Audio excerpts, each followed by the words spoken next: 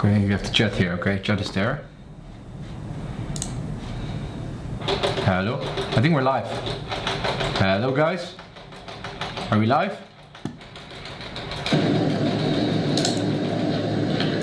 Okay, you have to chat here. I think we're live, huh? Hello? I think we're live. Hello? Yeah, I hear the Shopify counter. Are we live? Shalom! We're live? Hello? Are we live? I think we're live, huh? It's working, yes. I think there's a delay in there. What the fuck? Okay guys. Great to see everyone. Let me post it everywhere and then we can get started, man. Where the fuck do I see myself? It's working. Oh fuck, wait. Edit and layout mode. Studio. What the fuck is this? No. Huh? Okay, we're live guys. We're live. Great to see you guys. Let's wait a couple minutes till more people are coming in. I'm gonna post it everywhere. And I'll see you guys in a bit, man. So in the meantime, just wait a bit guys, because it's gonna be a great stream. Okay, we're live guys. Is there background noise? Let's wait a couple minutes. Okay, let me hear it. 1 second guys. Let me hear it. Wait.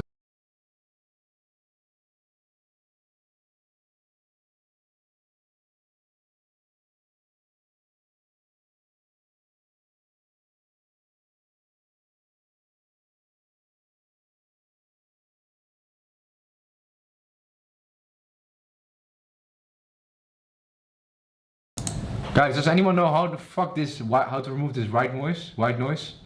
How do I remove it? To hear your stream. Yeah, that was I had it on, but how do I remove the white noise? Let me ask quickly. Let me fix the white noise. Hello, you guys hear me, right? Yeah, you guys hear me. Background. Yeah, there's some white noise in the back. Let me fix it real quick for you guys. In the meantime, we can get started. Let me post it real quick on my Instagram.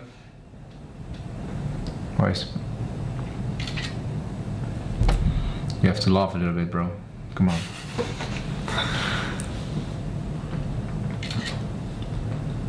So it's not too much, just be more clear. Yeah, there's some white noise, right? I hear it myself. Fixing the white noise. Okay, 1 second, guys. In the meantime, we can talk to the chat, bro. See if anyone's got any questions. Just guys, engage with the chat. We got Jacob in here.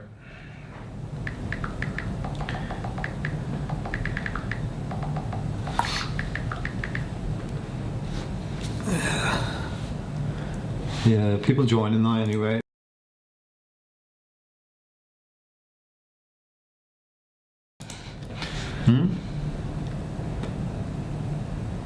Who's the guy next to you? I'm Jacob. I'm a business partner of Alex, Ecom guy. So yeah. But you just smoke a cigarette? I smell it. Tune in. Okay, guys, let me post it everywhere. I'm trying to fix the white noise, and then we can get started, man. Give me a second. There was something. I haven't streamed in like 3 months, bro. Or 2 months. So last stream was 2 months. Do you guys remember the last legendary stream we had? Okay. This last legendary crazy stream we had. Same white noise is not too bad now. Yeah. Is it gone? It will be great. Okay, post it everywhere. Guys, how's everyone doing, man? How is everyone doing? 100 viewers. Great to see everyone in here. How's everyone doing, man? Sonia, Alex, you have a mooie auto. Shout out to you, Abel. Next stream in the Lambo. Yeah, bro. Should we do some IRL streaming? If we can make it happen, I'm gonna go downstairs to go to the Lambo, bro. You guys have seen it, bro. The Lambo is crazy. Last live stream we gave away a Tesla. Right now we got a crazy Lamborghini, man. Am I gonna give it away? Who knows? Maybe if Shout out to you. Got the audio here, but bro, maybe we're gonna give it away. Who knows, bro? If I'm already done with the car, sort of. So great to see everyone. When part 2 with lotgenoten, hopefully soon. Did you crash the Lambo? Yeah, bro, it was a big problem with the wheel. Actually, there were multiple things which went wrong. But that's supercar life. Yeah, that's just the thing with a supercar, bro. That's part of the game, bro. Like I can't deny. Like, bro, if you want a reliability and you just have a normal car, bro. If you have a supercar, there's obviously some issues with that. Yeah, guys, I'm engaged with the chat. I'm reading chat everywhere. Great to see everyone. Waiting for more people to come in, and then we're gonna start with the live stream, man. Just everyone knows this live stream is gonna be more about ecom. Okay, so we're gonna talk mostly about e-commerce for the guys who want to start with e-commerce, or have a store already, or want to get started with e-commerce. This is the live stream. This is the place to be. We're gonna be a little bit more in depth, a little bit more serious about e-commerce. Okay, mostly talking about e-commerce. So strap in right now. Log in, put your phone on mute, put your phone on flight modus. It's gonna be not as much, it's obviously always gonna be entertaining, but my priority for you guys is for everyone to get to the next level with e-commerce, okay? There's iftar soon in the Netherlands, I believe. In Dubai already was iftar, so yeah, have a nice meal, bro, when you're there, and watch it at the same time, man. Great to see everyone. Is everyone who's watching, are you guys in ecom, or where are you guys in? What line of business are you guys in? I'm curious. Hopefully everyone is watching who's in ecom. In your mentorship, do you accept people who never start with ecom? Yes, bro. Most people who start in our mentorship are basically start from scratch without any experience, and we can scale them to any numbers. Okay, so it doesn't matter where you're from, what age you are, wherever you're from, what your background is, we can get you to the next level, man. Yeah, ecom. Okay, everyone's ecom. That's great, guys. Okay, because we are going to talk mostly about ecom, like 99% about ecom, and we got a lot of stuff lined up for you guys. Okay, we got stuff to talk about how you guys can basically scale in 2025. What the best rates are in 2025. We got Jacob here with me. You wanna introduce yourself? Most of you guys might know Jacob already. You guys, who is this random white guy in next to me? Like you just invited someone random? No. This is Jacob Harding. He's a legend, okay, a legend in e-commerce. Some of you guys might know him from Twitter, but introduce yourself, go for it. Yeah, I'm Jacob, started in e-commerce about 2 years ago. Complete newbie, and yeah, started with the whole dropshipping thing, moved sort of more quickly towards a branded approach, had some success with that, and yeah, just over those 2 years started scaling up continuously. Now up to doing like 7 figures a month, running multiple brands, and yeah, just trying to do it, keeping it very lean, very profitable, and yeah, that's basically my story in a very quick summary. So yeah, quite a short time in e-commerce, but I came quite a long way, gained quite a lot of experience, met a lot of good people. So yeah, that's basically me. Amazing. How much revenue have you done in total with e-commerce now? I think the last time we talked, it was like what was it 6 million or something? I think it's like 8 million now. 8 million. That's crazy, bro. Jacob the G from Tristan. Yeah. For the guys who know it, for the people familiar with, he went on an interview with Tristan Tate a while ago, right? In the war room. Yeah. By yourself. By myself, with him in the war room, sipping Johnny Walker. No, it was just on Zoom, but it was still cool. Still good to meet him and talk to him. But yeah, basically, I started in their platform, and then Tristan caught word of like how well I was doing, and then got me on for an interview, basically. So it's pretty cool. They got all the credits, but yeah, shout out to Tristan, man. Credits go where credits are due. Everyone got the credits, but anyways, the thing is with Jacob joined my mentorship program, I believe. How many months ago? Was in October. Bro, it was in 2023, right? It was like summer 2023. And how much were you doing then? Like 20k a month, 25k 20k a month? Yeah. This is almost nothing. And where did you go end up in the next months? Like that Q4, we ended up doing like 350k. Now that was pounds, so I think that's like $450k, something like that, within the space of a few months, basically. That's crazy, man. That's crazy. Yeah, for the guys who want to have a deep dive on Jacob, we're not gonna only interview Jacob in here. We got a whole interview, which Ben, can you link it in here in the description for you guys to watch it afterwards? or in the chat, wherever, just link it in there. You guys can watch the full interview with Jacob. He's a great story. Only a couple of months ago, I was literally just talking to him. A couple of months ago only, he was literally working as an engineer still. Now he's, while you were doing $600,000 a month, right? Which is pretty crazy. Yeah. But yeah, Jacob is in here to give a lot of e-commerce sauce, to give the insights about how to scale in 2025. Because the thing is, Jacob and I are running a brand together right now. What brand is it? I'm not gonna review it yet. Once we're at 100k days, and maybe we get 10,000 likes on this live stream, but then you have to ask all your friends to live stream this or bot it or something. But yeah, once we're at 100k days, probably stably, then we're gonna review the brand, and maybe I'm gonna do a case study on it. But yeah, Jacob is the mastermind behind the brand. Obviously, I'm also giving my involvement in it. My team is involved in it, but yeah, Jacob is the guy who found the product in the first place. You wanna start it off with my question to you, and I think a lot of guys have seen it on my Instagram. We've done last month. We did 450 almost. 420, something like that. Something around there. I think it was like first month of the brand. I think it was 410k. So we started the brand around a month ago. I would say a month and a couple of days ago. And bro, it's still doing over $25,000 a day. Unfortunately, I cannot review the brand. I cannot show Shopify because you guys will see that, see the brand in there. But bro, it's crazy. We started over a month ago, and last month we got to over $400,000 in the first month, which is crazy. Actually, guys, did you see this? See this pimple? I know you guys are probably asking what the fuck this pimple is. This is what you get if you eat Dubai chocolate. Okay, so my family just left Dubai, but they wanted to eat some Dubai chocolate. And this is what you get: a fucking pimple, which is about to explode. Volcano in there. But so don't eat any Dubai chocolate. It's not good for you. Usually my skin is clear as fuck. Eat chocolate for once, and I get this. So yes, in this live stream we're gonna do more. We're gonna do store reviews as well. We're gonna do live store reviews. We're gonna, for the guys who are gonna send it in, wanna dox their brand. We're gonna do ad reviews. We're gonna do whole funnel reviews and give our feedback on it. And there's gonna be so much to learn. Okay, so strap in. Okay, it's gonna be a great live stream. But my first question, Jacob, to get back to it, where did you find our product? Obviously, I know the product, so don't review it yet. Yeah, I mean, nothing fancy. Just literally scrolling my TikTok feed, came across a video with a lot of engagement, like what I thought was a good product, and then basically, yeah, checked it out on TikTok Shop, seeing it was doing okay numbers, nothing crazy, but yeah, it sort of dived a bit deeper into the research, the unit economics, searched on Meta as well, saw very little competition. I think when I first searched that product on Meta, there was like a total of 12 ads. So like it was in a very good niche, like a very large TAM, very scalable. I could see the sort of proof of concept organically, like a lot of people engaging with that video. TikTok, like I say, was doing decent numbers. No one had really done it on Meta yet. So that's how I found it. Literally like nothing fancy, no spy tools. It was literally just scrolling my TikTok feed. But the thing is, look, I scroll TikTok as well.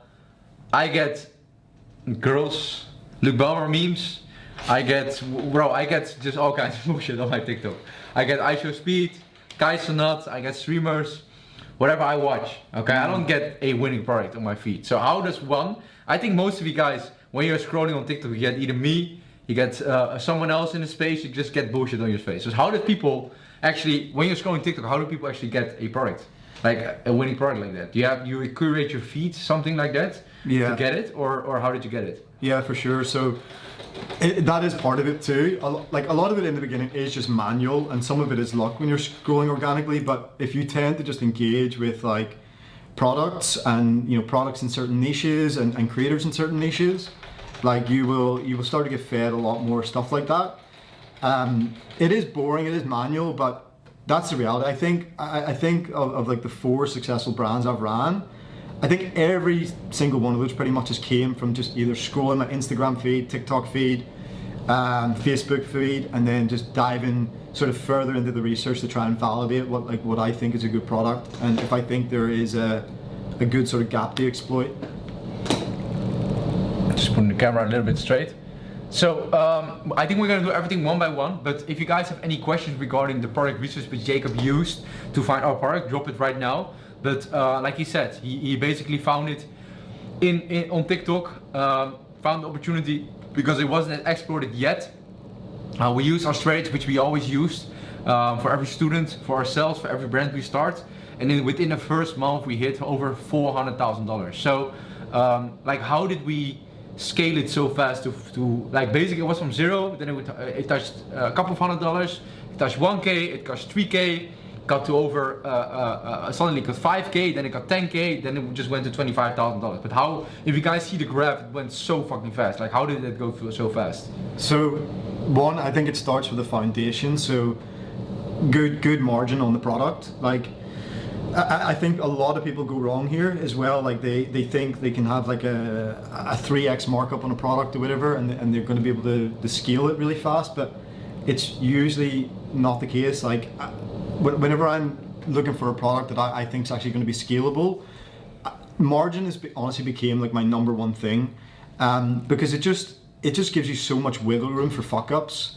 And like you think about it, there's one of my brands where I've got like a 90% gross margin. Like my break even ROAS on that is like 1.11. That's crazy. Like I can scale at like a 20% net margin at I think it's like a 1.44 ROAS. Like that just makes things extremely hard to fuck up. Like I can't even explain it any better than that. Like I can have bad days on Meta. My advertising can be average, whatever, and it's like it still works. So that's honestly, I think, like the foundation you need to build off. You need, really, if you want to scale a product hard, you need high margins. Like that's non-negotiable, I think. Secondly, like how that scaling phase went is like, okay, when I first started running it, it actually wasn't profitable at the start. I was getting really high CPMs, really high cost per clicks. Conversion rate was decent on the site, but it just wasn't enough. You based on those high cost per clicks. So just had to play around with creative quite a lot, played around with the offer quite a lot, ended up actually simplifying the offer down to like the bare minimum, just like a simple add to cart, no bundles, no upsells. At that point, the CPMs dropped, conversion rate went up. So that's when the first sort of scaling began. And I'm pretty aggressive in the beginning. Like I will just double budgets constantly if I'm in under like 2K a day spend. So it just started with that, like doubling budgets, getting up to like a few K a day. And then from there, it was like, okay, now I was doing decent volume. I could then order like a small amount of stock of the product. Well, I say a small amount, I ordered 5,000 pieces. Yeah. And then I was able to negotiate my COGS down, like the less than 50% actually of what I was paying originally. Yeah. So then it's like, I got that initial momentum, bought some stock, reduced my COGS. That unlocked the next level of scale because obviously my margins got even higher. So again, just stayed aggressive with the budgets. Started doing that, brought in more markets, went from just the US, UK, brought in pretty much a worldwide strategy from there then. And again, that unlocked the next level of scale, like up to around maybe 15K a day. And then from there, I ordered more product, this time ordering a higher order quantity. Again, reduced my COGS even further, margins went up. That unlocked the next sort of level of scale because my margins were higher. So yeah, pretty much, leveraging that sort of like upward spiral. When you get that initial momentum, you really need to ride it and try and get those budgets as high as possible, in my opinion, especially because we were like one of the first to market with this product. It's like now we see so many people coming in trying to copy us, and they last like a week because our budgets are already high.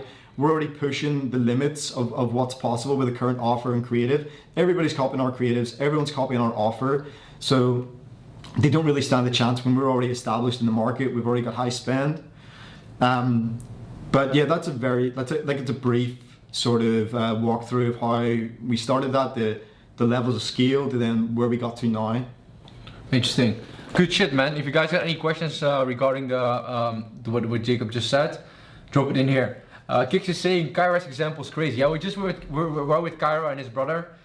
His brother Durkay just gave us a cut. I don't know if you guys can see it, but we're fresh as fuck.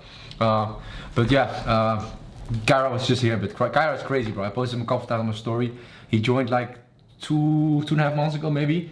2.5 months ago, and then bro, he scaled from 0 all the way to now he's doing over. I think his record was how much? I think he just did like 4.5K. 4.5K, almost 5K in just one single day in 2.5 months, and now he's telling us he was a barber, by the way, still is a barber, and now he's pro. He's crazy.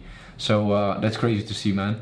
But yeah, the thing is, it's very logical. Okay, how we got to this point, how we scaled the brand to this point is very logical. And most guys haven't seen a scale this fast from 0 to over $25,000 per day. And it's possible, okay? If it's possible, if you have, like Jacob is saying, if you have a winner, the margins are high, you keep optimizing everything, okay, you keep improving the cost of goods to make it lower, you keep improving the ads, you keep improving the offer, you keep improving the actual margin, then bro, you can just double your budgets, okay? I wouldn't be scared to double your budgets. And I see a lot of questions coming in. Okay, we're gonna answer maybe 1 or 2 of them, and then we're gonna go to my next question and next subject which I want to talk about. But in the end, we'll probably do a Q&A, okay? So for the guys who didn't get the question answered. So maybe start with this one from Robert. What is he saying? So Robert's asking, what is your testing strategy, campaign, budget, when do you kill, etc.? How do you validate products on Meta? So like my testing strategy when I launch something is just I like to launch with advantage shopping campaigns, so an ASC, and basically I want to have around 10 to 15 creative assets in there, preferably covering a sort of wide range of formats and angles. It just gives you a much better chance of like hitting something that works. So basically I'll launch that usually at around $100 or 100 euros per day, and just gather that initial data like the first few days. I see a lot of people that get really impatient and they think, oh, like if it's above certain cost per click after so much spend, like kill it. Like I think that's such bullshit advice. Like this is a perfect example. When I first started this product, I think my cost per clicks were like $5.50, $6. Like it was crazy. Some of the ads getting $500 CPMS. And it's something that's came from experience with me, to be honest, where I know sometimes, like, especially if you're in a competitive niche, you kind of just need to spend through the high CPMs, and you sort of break like a wall where you reach a certain spend threshold and they come down. I've seen that repeatedly on a few brands. So that's how I like to launch, just ASC, 10 to 15 assets, all in the one campaign, grouped together, wide range of formats and angles if possible. And yeah, run it for like, how much budget? Like I would start at 100 a day, and then, you know, the thing is your data will instruct you on what to do. Like, you know, if you've got high click-through rates, all that, but conversion rates low, like, okay, maybe the offer needs adjusted, or maybe there's information missing from the website, or maybe it's the opposite. Maybe you've got a high conversion rate, but your cost per click is just really high. Maybe you need to work on the creative. So typically those first few days, I'm just looking at the data, looking what it's instructing me to do. I'm really not even concerned about being profitable in those first few days. I just want to see is like, are people buying this? Is there any kind of promise? And then and taking that data to make some optimizations. And when do I kill a product? Honestly, when I've tried everything, I think people give up way too easy. For me, I'm going to try a multitude of offers. I'm going to adjust the product page quite a lot, and the funnel, and try and make things maybe clear, add more information. I'm going to try a bunch of different creatives, different angles, different formats. And if I get to that point where I feel like, okay, I've exhausted all options here and I'm still just not getting where I need to be, that's when I'll kill it. I'm not one of these guys that goes by, oh, if it's a certain cost per click or whatever. I just think that's bullshit. Yeah, I don't think there's a golden rule in there as well. And that's a lot of times the issue when you're testing a product. Look, there's no real metric, black and white metric, okay, now kill it, don't kill it. I know a lot of dropshippers use that, but in my opinion, okay, like Jacob was saying, but summarizing it, and this is how I conduct my product testing strategy as well on Facebook, okay, is if I generally ask myself, have I tried everything which I think can make this product work? If the answer is yes and it still doesn't work, then I move on to the next one. Okay, and I do it fast. But if I believe, okay, there is this kind of offer, there is this offer, this change to the product page, this change to the ads, which I still think can make this product profitable, then I'll do it. And you guys shouldn't forget, obviously the first brand I started and the brand we still run to this day, Bright Sport, okay, like in the beginning we were unprofitable and the ads were running, literally the first ad I launched, it was unprofitable and it just didn't work. Look, now it's printing, but the thing is, like, it's literally the first ad I launched, it wasn't working, and the CPMs were high, the CPCs were high, the conversion rate was like 0% because I got no sales at all. And if I just would give up on the brand, I wouldn't have made all of this money with Bright. I wouldn't be at this position. I would obviously most likely find something else. Okay, but the thing is, you shouldn't give up on your product too soon, okay? Like if you believe, and I believe still in the product, obviously I spent a lot of time on the ads, I spent a lot of time making it work in the beginning, and I spent too much time on making the pictures on the website, like I wasted so much time in there. So I had some sort of love with the product, I fell in love with the product, which you guys shouldn't.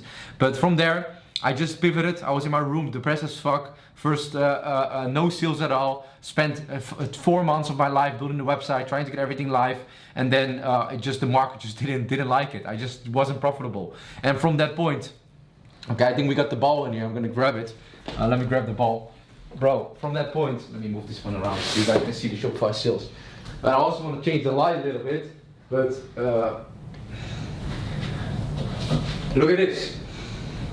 You guys see it from this point, bro. This product made me so much fucking millions. Okay, it's a volleyball right now. The soccer ball thing is there, but this is a product which I have in here. But this product made me so much money, and if I would have given up on it, because in the first place my mom told me, okay, I don't think it's gonna work, and I would quit right there, then I would never get to this point. Okay, so I think there needs to be a balance. Okay, like you can't fall in love with your product too much. If the matches are just shit, everything is shit, you've tried everything, just move on to the next product. Okay, you don't want to be spending too much time, wasting too much time in a product which doesn't work. There are better opportunities out there, but if you still believe there are opportunities to make the product work, just go for it. Okay, yeah, a lot of questions. Are there any good questions between you? Otherwise I want to go to... Let's just scroll. I think there was before, like, so we answered Robert's question. What was below Robert's question? Robert. Yeah, yeah, this was it. So what is he asking? Let's see if there's any good ones. How did he conquer high CPMs? That's maybe a good one to talk about, because I feel like a lot of people face this issues and they give up too easily. The high CPMs thing, for me, like I said, I've found a lot of the time, especially if you're coming from a cold start and you're going into a competitive market and a competitive niche, you will see some fairly high CPMs. I think it's important in those days to keep like everything in your funnel fairly simple. Like, and people forget as well, this includes, like, your CPMs can be affected actually by your landing page or product page. Like if there's a lot of spammy stuff on there, like Facebook can deem your ad bad quality. So like for me, even in this instance, when I saw the big reduction in CPMs actually was when we first launched the product, I had some quantity breaks, like the standard sort of ka-ching thing going on. And then when I just like really simplified that, like I took away like the sort of spammy offers on the page, just made it really simple, sort of modest discount. I saw a pretty big reduction in CPMs. And from there, like as I was able to increase spend from there, like I said, I find with increased spend, you seem to hit like a certain threshold where your CPMs will reduce. I've saw this multiple times across a few brands where I've just sort of committed to spending a certain amount, and I'm like, okay, I'm just gonna push through this no matter what. And as I do, like CPMs reduce. And unfortunately, a lot of people maybe don't have the budget to do that, or just don't have the experience of the balls to do that. But that's been my experience with really high CPMs, barring that like your ads are compliant, your product pages are compliant, you're not doing anything spammy. Yeah, that's how I've sort of navigated it. Good one. Yeah, shout out Jacob, bro, for sure. Shout out to Jacob. You guys should follow him on Twitter, bro. He's sharing so much sauce on Twitter. What's your Twitter, by the way? It's J for Jacob. J for Jacob. So you guys can follow him on Twitter, bro. He's sharing a lot of ecom sauce in there as well. And obviously Jacob is head coach within the Winner Circle, within our coaching program. So that's why he's sharing all of this sauce and actually doing it himself, doing 7 figures a month, teaching this shit to other people in detail, one-on-one. But yeah, we're gonna share a lot of free game to you guys in this live stream, man. So Are you getting a good question? What is you saying? No, just laughing at that one. I see you, Paddy. Like in the beginning, how many creatives were we testing in the beginning?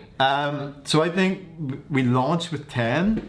And again, part of that like high CPM, not being profitable thing, I think then I continued to cycle in more and cut out the losers, like ones that just really didn't look good. So I think in the end, probably tested around 20 before like really started scaling and getting our momentum. So it wasn't profitable from the get-go, right? No. So what did you exactly change? And what can the viewers as well, if they're not profitable right now, what can they change to their store to make it profitable or to pivot it around? What would you recommend in there? Offer is obviously going to be one of the highest leverage things. So like I explained, I ended up just really simplifying the offer, made the funnel super simple, like removed as much friction for the customer as I could. And with that, I just saw like a big shoot up in conversion rate. And that's what I believe like brought the CPMs down initially, because you need to remember Facebook judges your ad quality based on actually your conversion like sort of metrics. So if like you've got a lot of traffic and low conversion rate, Meta will actually see that as a bad quality ad and can increase your CPM. So when I saw that big jump in conversion rate from simplifying the offer, that's when I saw those CPM reductions. That's what allowed me to gather that initial momentum, and as well as cycling in new creatives and testing a lot of things. That's what turned it from being unprofitable at the start to profitable. Good shit. Yeah, some questions about that. Does Jacob do one-on-one mentorship? Jacob is our head coach within the Winner Circle, so you got to join the Winner Circle to get all the sauce from Jacob. Yeah, I don't do it personally one-on-one. I just help Alex out with his. So if you want one-on-one time with Jacob, it's all in the Winner Circle. Yeah, which coins do you test the product in usually? If you're just starting out, I know you really like Big 5, but which coins should guys start in? It depends where you see the gaps. Like so for example, with our product that we launched here, we saw in total there was like 12 ads on Meta. There was virtually no competition. So immediately launched US, UK, two best markets in my opinion. So we launched there because the thing is with those, especially the USA, like it's where the big scale is going to happen. Like I know people do well in Europe and stuff, but like if you can crack the USA, that's when you can really get like the fuck you money, and just like unlimited scale. So we started UK, USA with it, and then after we cracked it, sort of started expanding globally. I think, like I said, it really depends on where you find the gaps. So like during your product research, you might find a product that has potential, has high margins, has a a large TAM, so a total addressable market in one of these big verticals like health, beauty, wellness, whatever.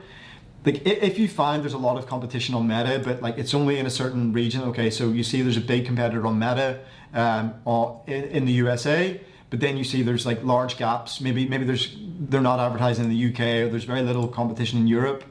You know, that's where I'm going to launch. So really I'm following like the path of least resistance there and trying to just identify where the gaps are and basing it on it. So if you've got like a blue ocean, I'm 100% just launching US and UK straight away.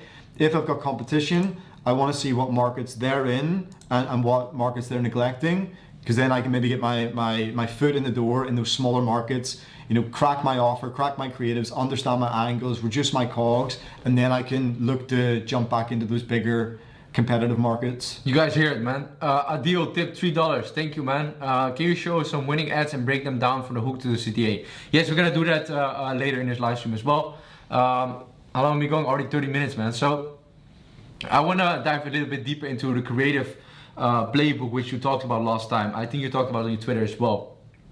You want to give, so this is basically a creative playbook which nobody really using yet, tapping into yet. You want to share the creative playbook which you talked about before to me. Explain it. Like in terms of sourcing creators and getting content? Sourcing creators, and how is your just whole process into getting an actual winning creative? Firstly, like if I'm creating ads myself from the get-go, honestly, I'm looking at... Are you, by the way? Sorry, I want to interrupt you, but like, are you in the beginning, like, if people are just starting out, you rip them first, right? Bro, honestly, rip some TikToks. Like, it's not fancy, it's not sophisticated, it's a gray area, but... You borrow them. It works. That's the thing. If you want to just test something out and find out if it works, like, bro, like, TikTok's a good place to look for sure. And then like if you see some of those are working, you do want to like get that recreated with your own content as soon as possible.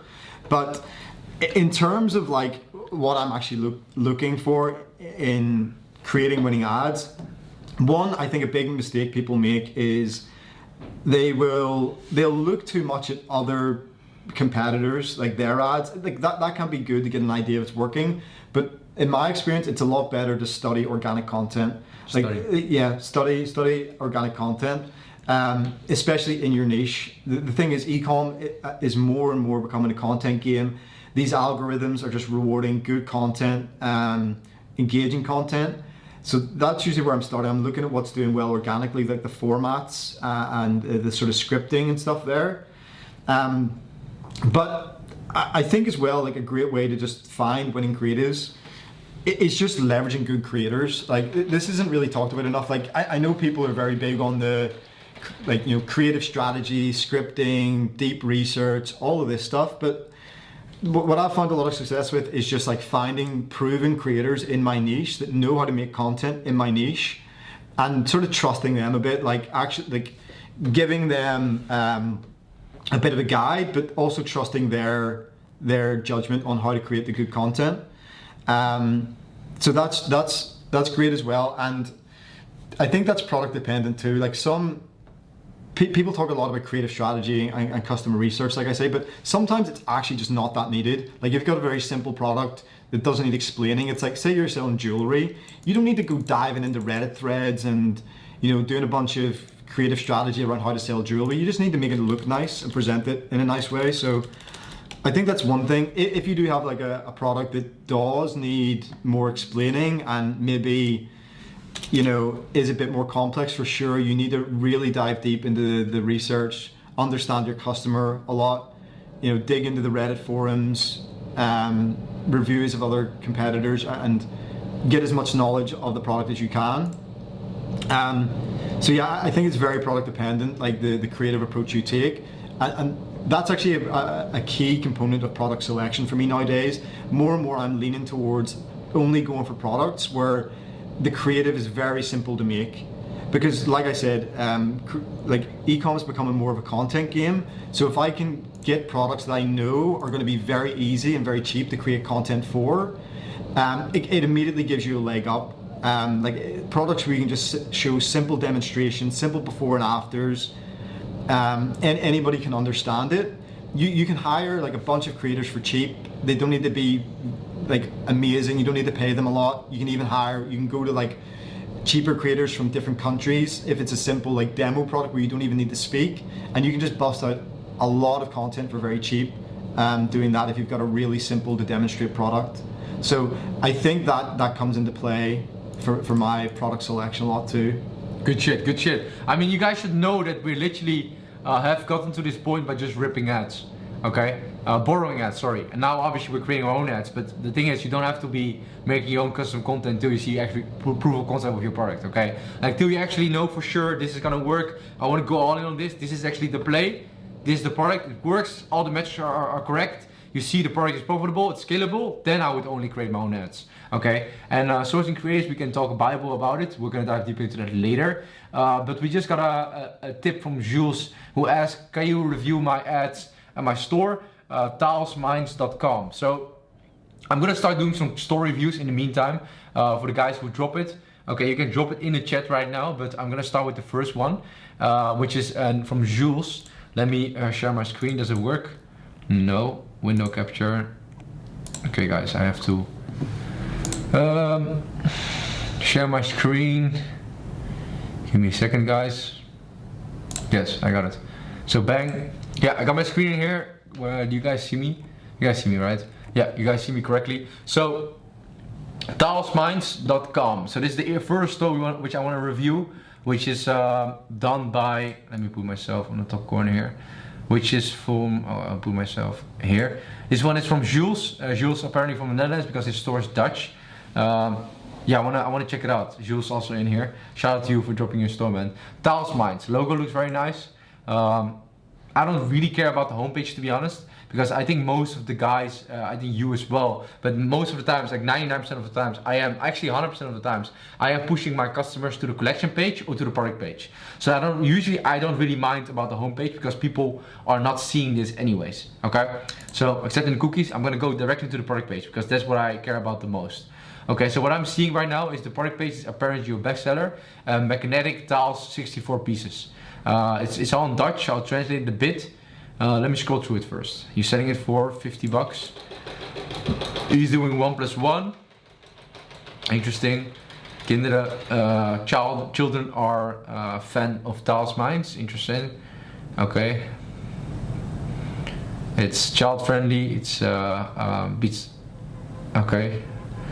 Okay, I'm not really going to in detail on the text because the reason why I'm not doing this is because basically customers are not reading the chat anyways. Okay, customers are basically only using, like 90% of the customers are only reading the headline. Okay, the rest they are not really reading because they don't really care about it. Okay, they read with their eyes. First thing I'm seeing is I'm already missing reviews.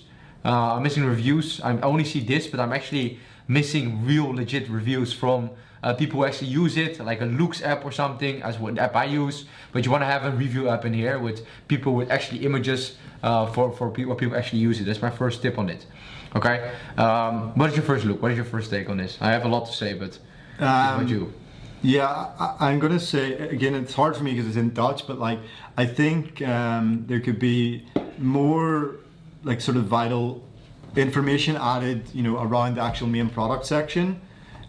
So like here we've got the add to cart button and a Klarna, Klarna badge and then 30-day returns. But like if this is me, I would have some little collapsible rows in here with key information like customers are going to want to see, like, shipping and returns, any sort of warranties you offer, some FAQs in a collapsible row. I've saw some good results with that. I don't see the mouse, I think. Do they see the mouse? No, I don't see the mouse. Yeah, but okay, you have selected if you. Yeah, so in below that add the cart, well, in below those badges, I would be adding some collapsible rows with some key information, because like the thing is as well, like I see a lot of people when they have, like, say, a high add to cart rate and there's a big drop off, like, for initiate checkout, and they think it's because, oh, there's something wrong with my cart or whatever, but it's not. It's usually a lack of information on the product page, and your customers are moving through the funnel to try and find that information, and they don't. So I would definitely do that, like underneath your cart, get those collapsible rows in with all the key information, shipping and returns, warranties, product description, and like maybe even like what's included in the package,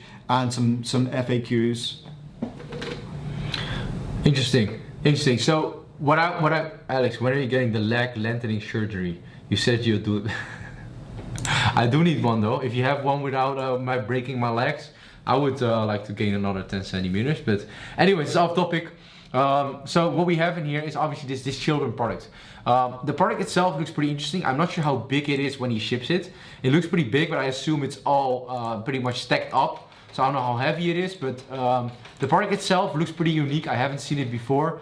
What the real USPs are, I guess it's just a distraction for children, letting them learn. But the thing is, I could give you a lot of tips. Okay, I have a collab shop on phone, but it's in the children's section. He's saying it's he has it on phone. I don't see it. It's down below a little bit. So yeah, I would actually move that up personally above those videos, because this is like key information everybody who's actually curious about buying wants to see, in my experience. So I would just move that up a little bit, perhaps. Okay, guys, by the way, like, we're gonna do multiple store reviews in here, but there's a big likelihood.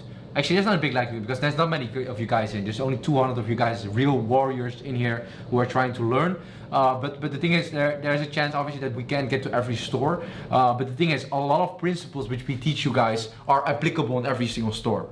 Okay, like what Jacob just said about this section under the add to cart, and what I just said about the reviews. This is all applicable to your own store. So if you're not the guy who doesn't want to share the store, obviously I get that.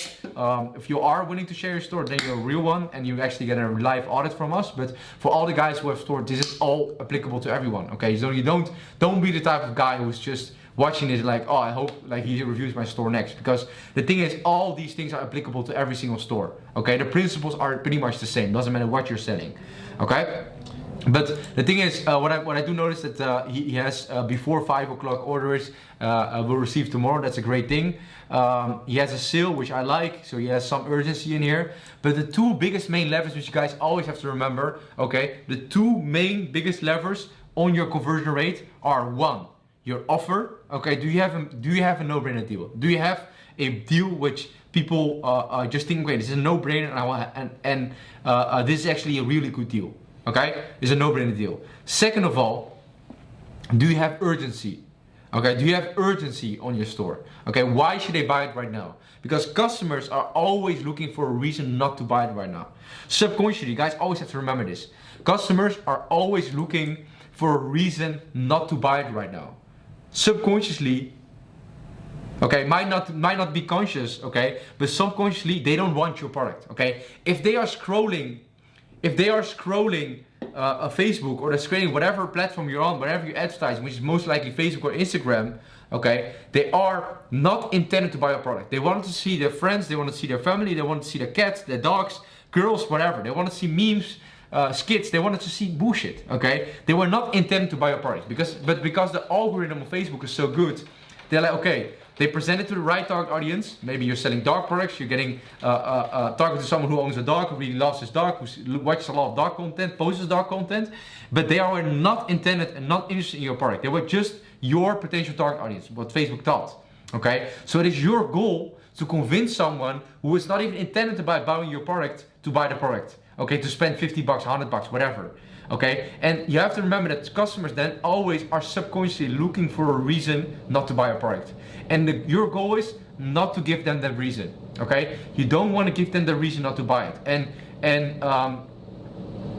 you have to make your product page in a way, okay, where you remove all the doubts. Okay, because if there are a lot of doubts, like, okay, can I pay with this payment method? How long does it take? Is there a guarantee? Does it actually work? I don't know anyone who has used it. If you have all of these kind of doubts, then you give them too many reasons not to buy it while they already didn't want to buy it. But your funnel should be so good, okay? Your funnel should be so good.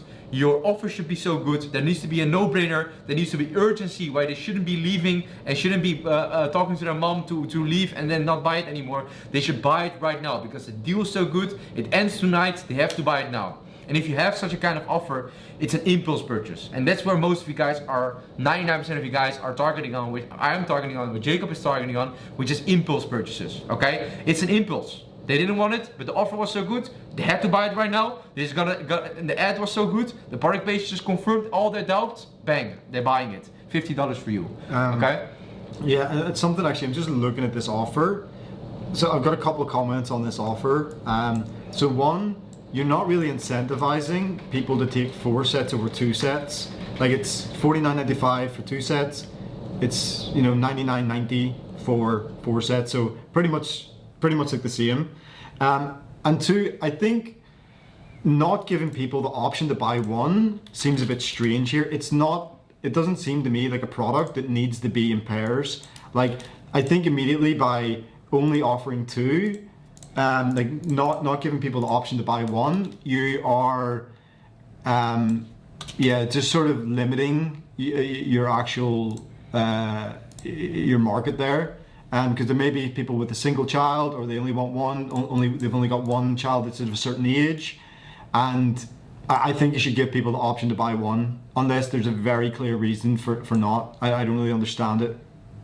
Okay, so what we have in here is we have the Facebook ad library in front of me. I wanted to check the Facebook ad library as well. I obviously don't know how much revenue are you doing, Jules, with this. Can I have an overview of that? Because the thing is, if you're already doing $300,000 per day, I'm gonna take back everything I said. Just do whatever the fuck you're doing. Don't chase a winning team. But I assume you're not doing $300,000 per day. So I see he's running most of his ads in Dutch. Yeah, so this is all the ads he's been running. He has 37 active ads. Obviously, you can just check it in Facebook ad library for the people who don't know. I see he's running all image ads. Okay, yeah. I don't see much videos. I see like all image ads. So what do we think? I think there's a lack of creative diversity is the first thing that hits me, for sure. Yeah, I don't see any videos. So he's saying that this is a 1+1 set. I think this offer is probably pretty complicated, and I'm not sure if necessarily your the 1+1 makes sense for your Yeah, product. that's what I think. It's like a 1+1 makes sense for like, maybe a consumable product, or, maybe, I don't know, a pair of slippers where, you probably could do with 2 pairs, but like this is like a pretty big toy, it looks like. And I don't think giving everybody 2 sets, like when they might only want 1, is that attractive. To me, this isn't really a product that makes sense for a 1+1 deal. That's my personal opinion. And I think, yeah, you're sort of cornering yourself there and reducing actually the amount of people that could buy if you could just offer like 1. That's my personal thought. And then again, the 4 sets, even if you are running the 1+1, you're not giving anybody incentive to buy the 4. Yeah, so because it's the same price. So same price. Like I would first of all give a discount, and then think about other things you can leverage to make the higher AOV option a more of a no-brainer. So I don't know if you're charging shipping, but you could charge shipping and then remove shipping over a certain threshold, and you could advertise that on the 4 sets where you get free shipping with that option, or give away like a free ebook or something you can do to just make that offer more attractive. Because right now there's no incentive to go with 4 over 2. Yeah, I agree completely, man. The thing is, you have to think about like exactly what Jacob said, and to add on there, I agree completely. And also something which Alex Hormozy said, and I think something which I believe Alex Hormozy said it, but now I said it. Alex Chen said it now. But you always need a middle offer, in my opinion. Okay, because the thing is, if you're going to Starbucks, they have a small option and they have a large option. Like for me, it's even for me, I'm like it's too big of a jump, and it's like I don't want to be extreme, but I also don't want to be too small. So most people go for the middle option, for the medium coffee. Okay, and this is how you should think about your product as well. You usually want to have 3 options, which the first one is the base offer for people who don't have too much money, but they still want to have the product. Okay, then I can, for example, open my store now. If I can open my store and show it to you guys. I'll show it to you guys in English. Obviously, my store is in every single language, but let me open it on my store.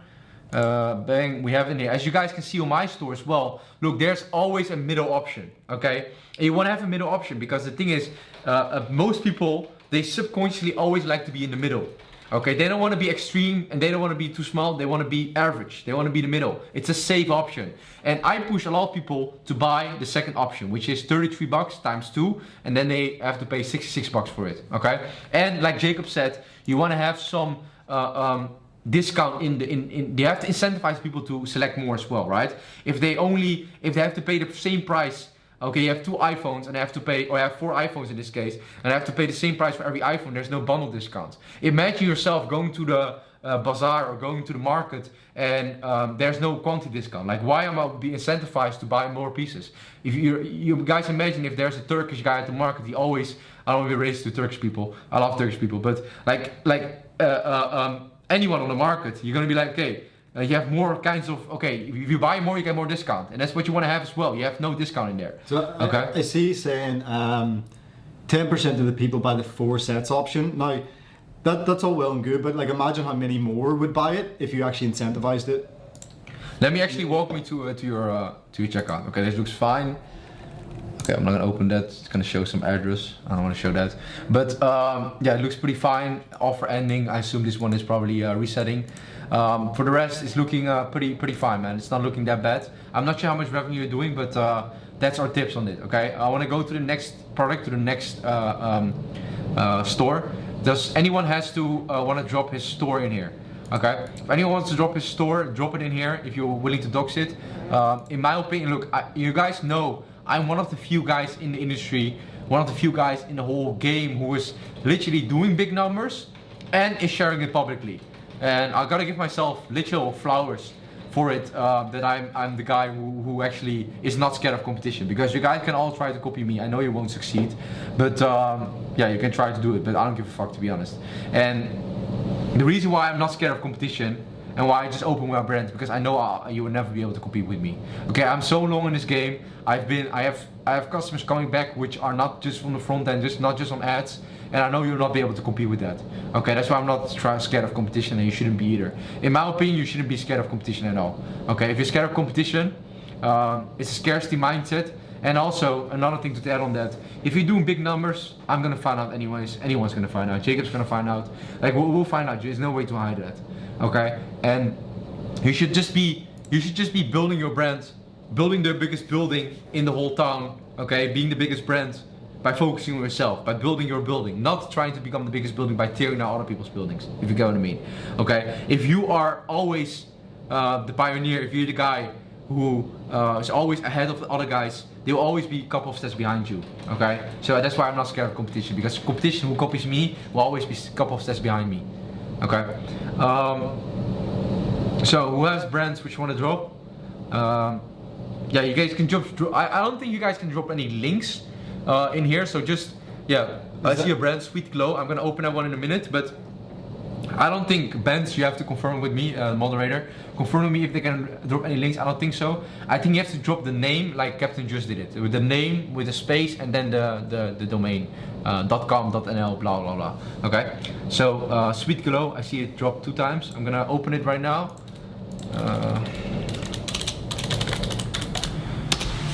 Sweetglow.nl. Good. 200 people here. You guys are real ones, man. You guys are getting the sauce which you usually have to pay a lot for. So this is the store which Captain Jush dropped. It's sweetglow.nl. I can already see the product page is very. This is actually the homepage. I don't know why this one is so long. I assume you have probably done it on mobile. Yeah, you probably optimized for mobile. I know Captain Jush, whatever your name is. I know you've probably. Okay, I see a lot of stores dropping. I'm gonna review those in a minute. Okay, I'm gonna review those in a minute, guys. But I know that you're optimizing your store for just mobile. Okay, but still to you as well. Like optimize your store for desktop as well. Do you agree with that? Yeah, you should suit both. Like yeah, for sure. Like obviously there's a big percent. I don't know what the exact percentage is, but still you should be optimizing for both always. Okay. So I'm gonna check the bestseller. What is the bestseller? Because I see you are selling a lot of products. Can I check the bestseller? I assume this is gonna be the bestseller. So this guy is more so general dropshipping. He's more general dropshipping, I assume, because he's selling a lot of products on the store. He's not really focusing on one. But yeah, I see a clear glow by Sweet Glow. That's how he calls the product. There's a money back guarantee. There's a GIF on here. There's and what do we have? Some more stuff. Yeah. A lot of text. Big blocks of text is a big no-no. Big no-no. Exactly. Like I'm not even gonna read all of that, so I'm gonna take it in English. But like, it's like the meme, right? Like I ain't reading all that, and it's same customers are doing the same thing. Like there's no way they're gonna read this. Okay, and it's fine to have blocks of text because I have that as well. But make sure that your headlines, your images, and your GIFs are actually making very clear what your product does. Okay. It's very important. This product itself looks fine. You want to share how much revenue you're doing this per month, if you're comfortable with that. So I know that. First thing I'm checking on the store is that your offer $34. There's a sale on there. Looks pretty basic. There's some basic urgency in here. I think from what I'm seeing in here, it looks too chaotic. Yeah. Okay. It's not as look. If you check my store, it's very clear where you have to go to. Bang. You go to add to cart. Like this is the only option. There is no other option for you guys, okay? For customers, my eyes are going here to the sale button. My eyes are going to the sale thing. My eyes are going to the reviews. My eyes are going to the price. My eyes are going to this text below here. My eyes are going everywhere, but they are not going to the add to cart, okay? And your eyes should always naturally go to the add to cart button. Okay, so that's what you're not doing right now. So probably I will make this more structured, less chaotic, okay? Dilute it down. Okay, so he's done 0 orders and he's doing TikTok ads. I think it's already going wrong that you're doing TikTok ads instead of Facebook ads. But yeah, for sure. What do you think about this product page? Can we go through the product images? Yeah, look, they're all formatted differently and everything. Like you want to have them all uniform, all the same size. Like you've got some that are a lot of white space as well here. White space. You know, they're really low quality. They just look like they're straight from Alibaba or AliExpress. Like. Even the fact you've got ones that are like vertical format and then you've got ones that are sort of square. Like I would never buy from this store, kind of thing. Like look what this guy's saying. Oh, you don't understand Dutch. Oh, what's he saying? Someone's saying what a pauper site. That's Dutch, but it's funny. But yeah, like I would never trust this store. It doesn't look professional. It doesn't look like there's been much attention to detail paid here. Like Alex said, I think it's too chaotic. Like the main product section as well is just filled with blocks of text. Again, customers skim and they look at images and headlines for the most part. They may dial in on one or two little text sections, but like this main buy section, like this main buy, the cart as well. Ooh, what is this? Bro. My eyes are hurting. No, that's not good. What would you change? Just make it plain. Like it just doesn't need to be that vibrant. But this main sort of buying section is the most important, and like I would tone it down. I would get rid of like the taxes included, shipping calculated checkout.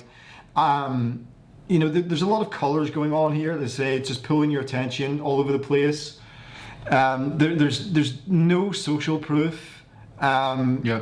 There's, you know, like I'm skimming this page. I don't know what this product is yet. Yeah, I have still no idea. I don't know what it is. But from what I see, I do think I need it because look at this pimple here, guys. This pimple is crazy. You guys have seen it. I talked about it before. I do think I need it though, but from what I see, Black Cat. Okay, it's not doing any other stuff, but I hope you guys can invent a product. My best advice to this guy, because there's just so much wrong with this, is like, look at a successful product page and just copy it, because you're miles away right now, and I don't know where you've copied this from, where you've seen this from, or whether you've just gone off your own bat, but I have never seen a successful brand with a product page like this.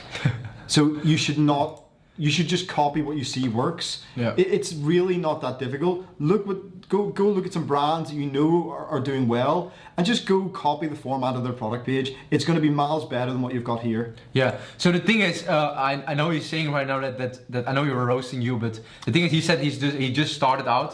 So Yeah. the thing is, I think the idea which you got is good, especially for a V1, for your very first product page. You're going to the right direction. We just need some tweaks, and execution needs to be better. Okay. So like Jacob is saying, like I could say 1 million things about your product page. Okay, like I have so many ideas. For example, you could add something with like, okay, join thousands of other girlies or whatever fucking target audience, whatever target search you have. Saying, okay, this is join thousands of girlies in their journey to glowing skin, to confidence, blah blah blah. Okay, and you guys should realize always that you're not selling the product. Okay, this is a side point, but you guys have to realize, you guys are not selling a product. Okay, and you're right now thinking probably like, what the fuck? You're right now probably thinking, what the fuck? What I mean with that is you are selling a feeling. That's what you're selling. If you buy a fucking, the ball's again gone. If you buy a, fucking it rolls away every time.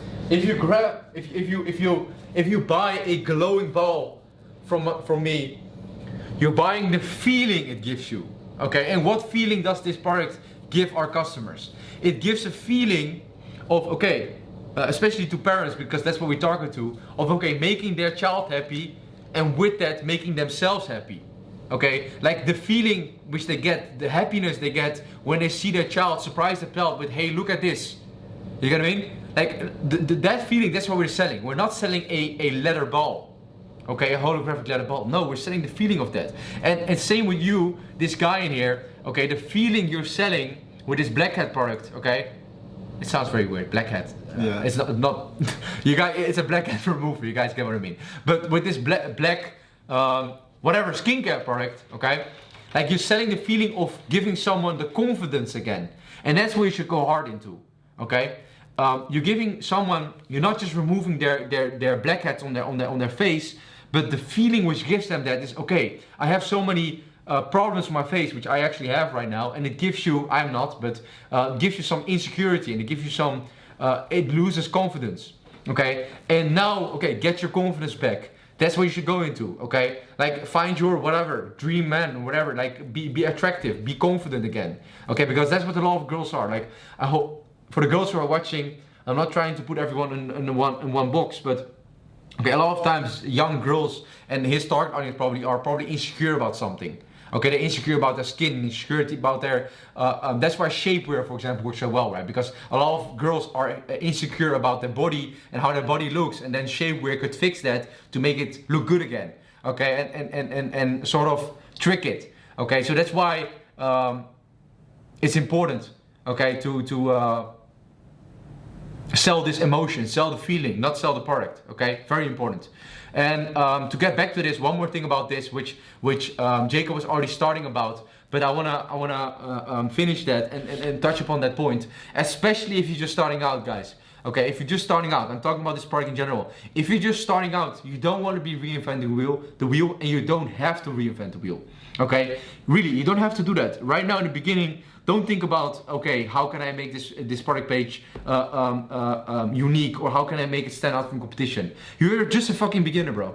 Like you're a beginner. You're not Steve Jobs. You're not gonna invent the next iPhone. You just want to be going hard on what already works. And what already works is from your competitor. If your competitor is doing, if your competitor is doing any revenue already, bang. You should be copying it. And then later down the line, once you're doing 1K, 2K, 3K, 4K, 5K, 10K a day, then go into customizing your product and go hard on actually making your product page unique and standing out from the competition. Yeah, that's what I was saying. Like my best advice to this guy, because to me it looks like someone who's just like got a product and they've tried to figure out how to put a product page together themselves. My best advice to you is just find a brand in your niche that's doing well and copy the format and pay attention to detail. Really pay attention to detail. I think you're underestimating what it takes to actually sort of succeed in e-commerce, and you need to have attention to detail. Yeah, so that's my tips on that, guys. So for the guys who can't drop any comments, it's very clearly why you can't drop any comments is because you're dropping a link. And a link, we blocked that because there's too many crypto scammers, crypto ruggers out there. We're gonna try to drain your wallet or doing any of that scam, Nigerian scam shit, whatever. So what I would do is drop the name. Ben's already dropped the format. If you want to drop your store, drop the name of the store, of the brand, whatever it is, and then just do a space and then the ending of the domain, which is .com, blah blah blah. Okay, but just don't put it in one go. Okay, so I can copy it. But I already got a store in here. Cubicon is dropping it right now. I already got a couple of other stores which Ben sent to me. Is that maybe his domain, cubicon.co? Yeah, I got it here. So the next there, cubicon.com I got here. Yeah, I think it's this one, right? Cubicon. Yeah. Is it? I think so. Looks like it. Let me just change the language. I don't think I can change the language. So third store which I want to review. I want to buy my dream car. It costs 300k. Is it possible with your coaching? Bro, remember this. Barry was asking this. I don't know if it's your real name. I can bring a horse to the water, but I cannot make the horse drink. Okay, Barry, I can give you all the strategies for anyone who's watching. Me and Jacob can give you all the strategies, but you still have to execute on it yourself. Okay, so I can help you buy that dream car, but you still have to execute it on yourself. Don't forget that. Okay, at the end of the day, a coach is just an amplifier. If you're already a winner, I'm gonna make you even a bigger winner. I'm gonna make it easier for you. I'm gonna shorten the time frame for you. I'm gonna make sure that you avoid so many mistakes. Okay, and I'm gonna give you the whole blueprint. But you still have to execute on yourself. Don't forget that. Nobody's gonna do it for you, and nobody will do it for you. Okay? And even wants to do it for you. So it's the third store which I have in here. I'm gonna pull myself again downstairs. Third store. Actually, yeah, I can. He has the right mouse click disabled. So if you click the three dots, and then go to more tools. Well, it's not gonna show my seed phrase on here, right? No, just go to more tools. And then go to developer tools. There we go. Okay, let's check it on mobile. Bang. Can move myself again up. Yeah, so what we have in here is cubicon.co. He's selling some. It's all in Spanish. I'm not sure why it's Spanish. And I cannot change the language. I assume you're selling in one of the Spanish countries. So it could only, the Spanish country could only be Latin America, Spain, somewhere in that corner. I assume it's not to any Western country, because otherwise you wouldn't be doing it in Spanish. I'm not sure which country you're selling in though. You have some kinky jenga. Yeah, kinky jenga, which is if you want to play some sex game or something. Very kinky, but yeah, it looks interesting. But your product page, first thing I noticed, it's very short. Okay, I'm doing USA Spanish people, bro. If you, this is where it goes wrong again. So okay, if you're doing USA, you should doing it in English. Okay, like you can make a separate English storefront just for the Spanish people. Which if they have, there are tools for that. Okay, there are tools for that. If someone is browser language is Spanish, it will automatically show in Spanish. But especially in on Facebook and such a big market in the US, you just want to be mass target audience. Okay, you want to be targeting everyone. Okay, you don't want to be just targeting Spanish people in USA, because I think that's too small. Even though that's whatever million people, I still think it's too small. And I think you should do it in English, and then also if you want, you can add an English Spanish storefront as well. But the first look I have is that it's too short. It's very short. No product images as well. Yeah, there's just nothing. I can't scroll anything. If I would see this, like I'm not the target audience, obviously. Very obviously not the target audience, but like what the fuck are these images, by the way? Look at this. Look what's on the Jenga, bro. Look at this. Can I zoom in? What the fuck? Look at this. There's this girl who whips this guy. You see this? Yeah. What the fuck? Or this foot. This is so weird, bro. Look at this. This guy. Wait, look in the middle here with the commandment todo. This guy is giving the girl a blowjob. You guys see that? And then here we have two guys giving each other a blowjob on top. Bro, what the fuck is this? Oh, sorry, I couldn't help but notice it. But anyways, it's so weird. Very weird. But anyways, this I just wouldn't buy from it. Okay? And would you buy if you will be a target audience, hypothetically, Kubicon? I don't know if you are, but bro, he's saying this is the product page. No. Oh wait, so click see where it says. Yeah, there. Here we go there. Yeah. Oh, this is the what was it then? That was the homepage, I believe. Oh. Sorry, bro, I'm a moron. Bro's getting roasted. And oh, but I mean, there's still one image on here. Yeah. Okay, so this is the real product page. Thank you for naming that. Thank you for naming that. Now I know. Okay, this is the real product page. Now I can do an actual review. Okay. Oh, now you actually have some things. I'm sorry, bro, I didn't check it. Again, bulk of text. Nobody's gonna read that. I'm not reading that. Your clients aren't either. But this is looking better. I would add images with the reviews for sure. That's a no-brainer.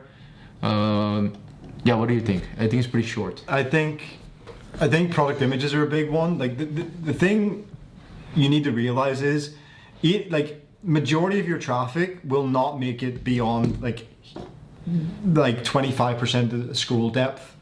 So this is the most important section of your product page, like your product image carousel and your sort of information down to like your buy buttons.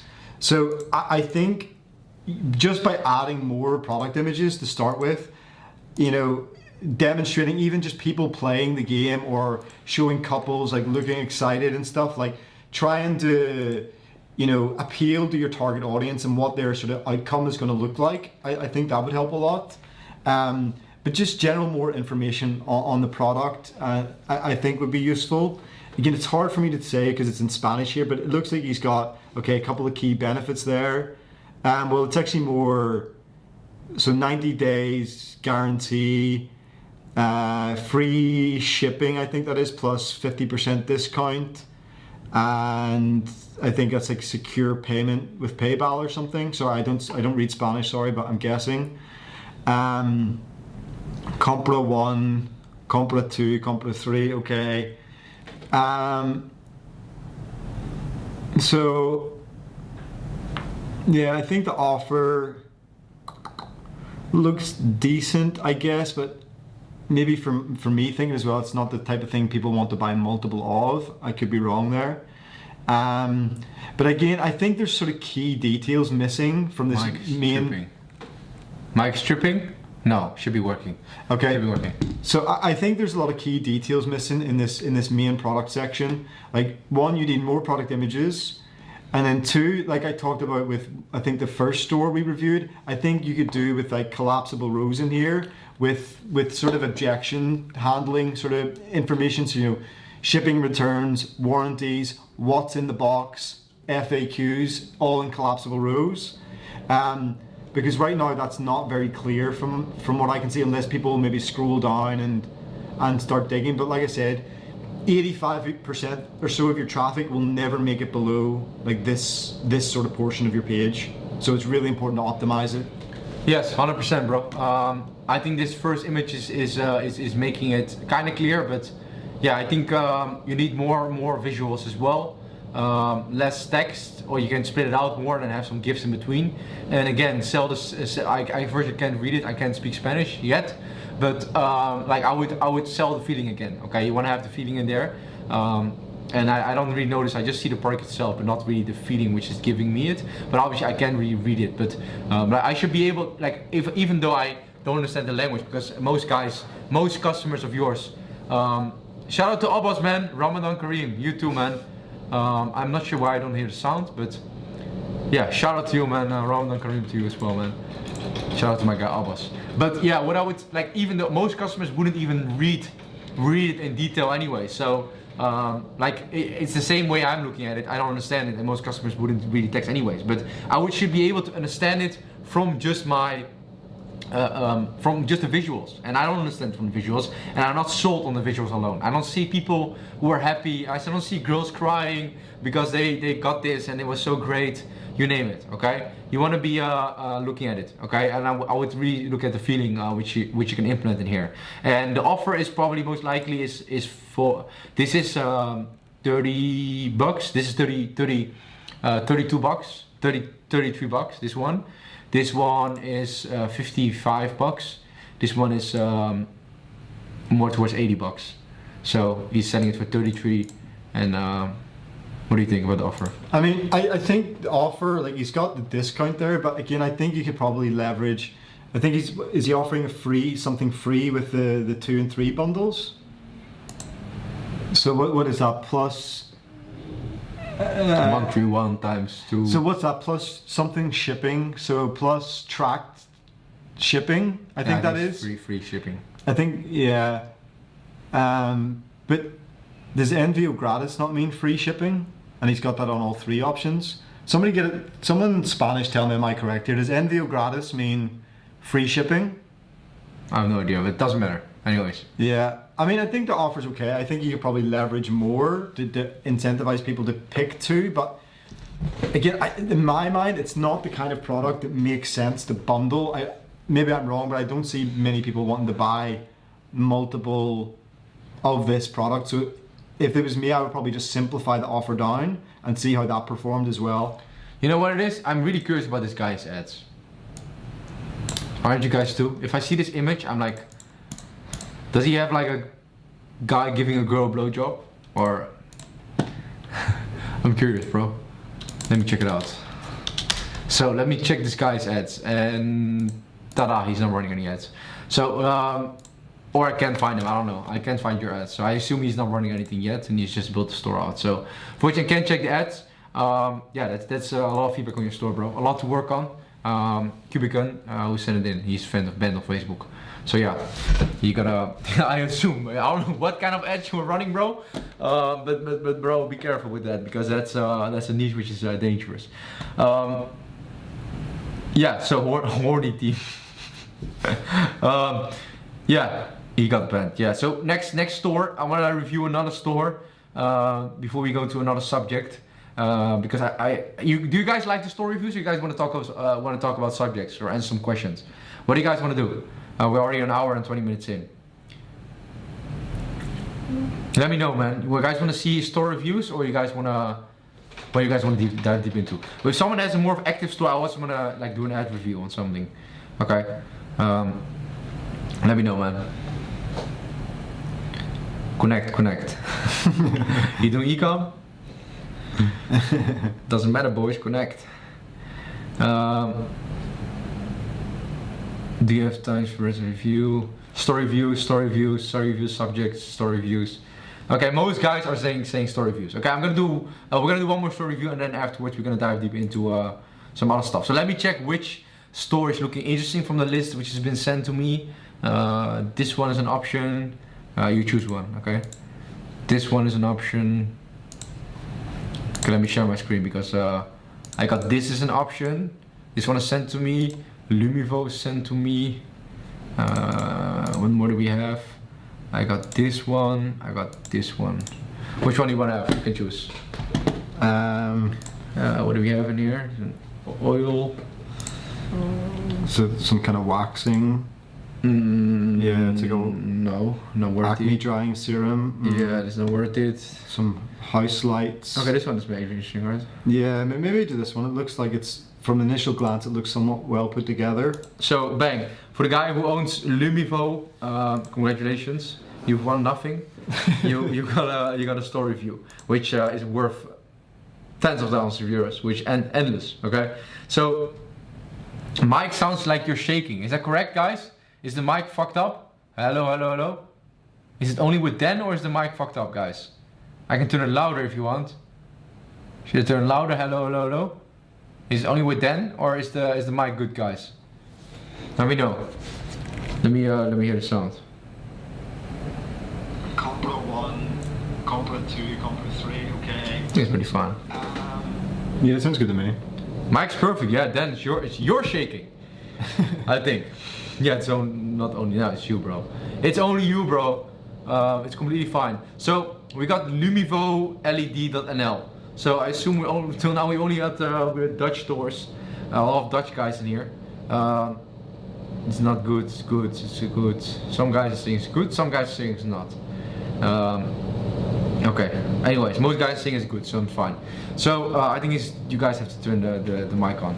So bestseller collection, bang. We got yeah, a lot of lamps, a lot of lights. So I'm gonna check your homepage. Look pretty good. I want to check your bestseller, which I think is the left upper one, if I assume. Bang. Thank you for sharing your short, by the way, for the guy who shared it. Yeah. So Stekker lamp, Model Livo. Do you have an English website? Do you have an English version as well? No, you don't have an English version. Oh, you do. Yeah, he has English. So now you guys can understand it as well. A plug lamp, Model Livo, energy efficient. He has white and he has black. I'm gonna scroll through it and then we're gonna see. Bundle aanbieding. Okay. I'm not sure why I changed to Dutch again. No, it's on English. Because you went between colors and it looks like they're on different product pages. Yeah, I still see this one's not translated. Most chosen. Okay, he's selling one for 30 bucks. 1 to 4 he's having. Okay, interesting. Interesting decision that you go from 2 to 4. Maybe because they go in pairs kind of thing. You know, people like 2 at a time. Yeah, maybe. so it's symmetrical everywhere, right? Yeah, yeah. Interesting. Our features, motion sensor, dimmable. Okay, again, a lot of text. But the thing is, with your product, okay, every product is different. And with his product and with your product, Lumivo, the thing is, you'll have a pretty straightforward product. Okay, so you don't really have to explain your product to people. Just like if you have a pair of pants, or you have clothing, you have a t-shirt, you sell a hoodie. Like, you don't have to explain to people how a hoodie works or what a hoodie is. Okay, so that's the benefit of this product. You can do more of the Amazon way, and the Amazon way is more, okay, straightforward. Because it's pretty straightforward how a lamp looks. I just assume that a lot of guys are curious about how the lamp works, what are the benefits of it. And I think another one, which I would assume, okay, which I think is very important, which you don't really have included in here, is how does this lamp look in my house?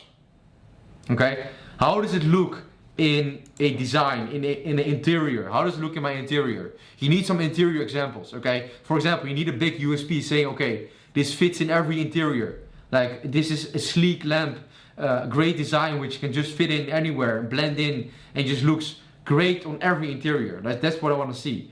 Like, I'm like, because I'm sort of the target audience. Everyone is the target audience of this, because everyone can buy a lamp.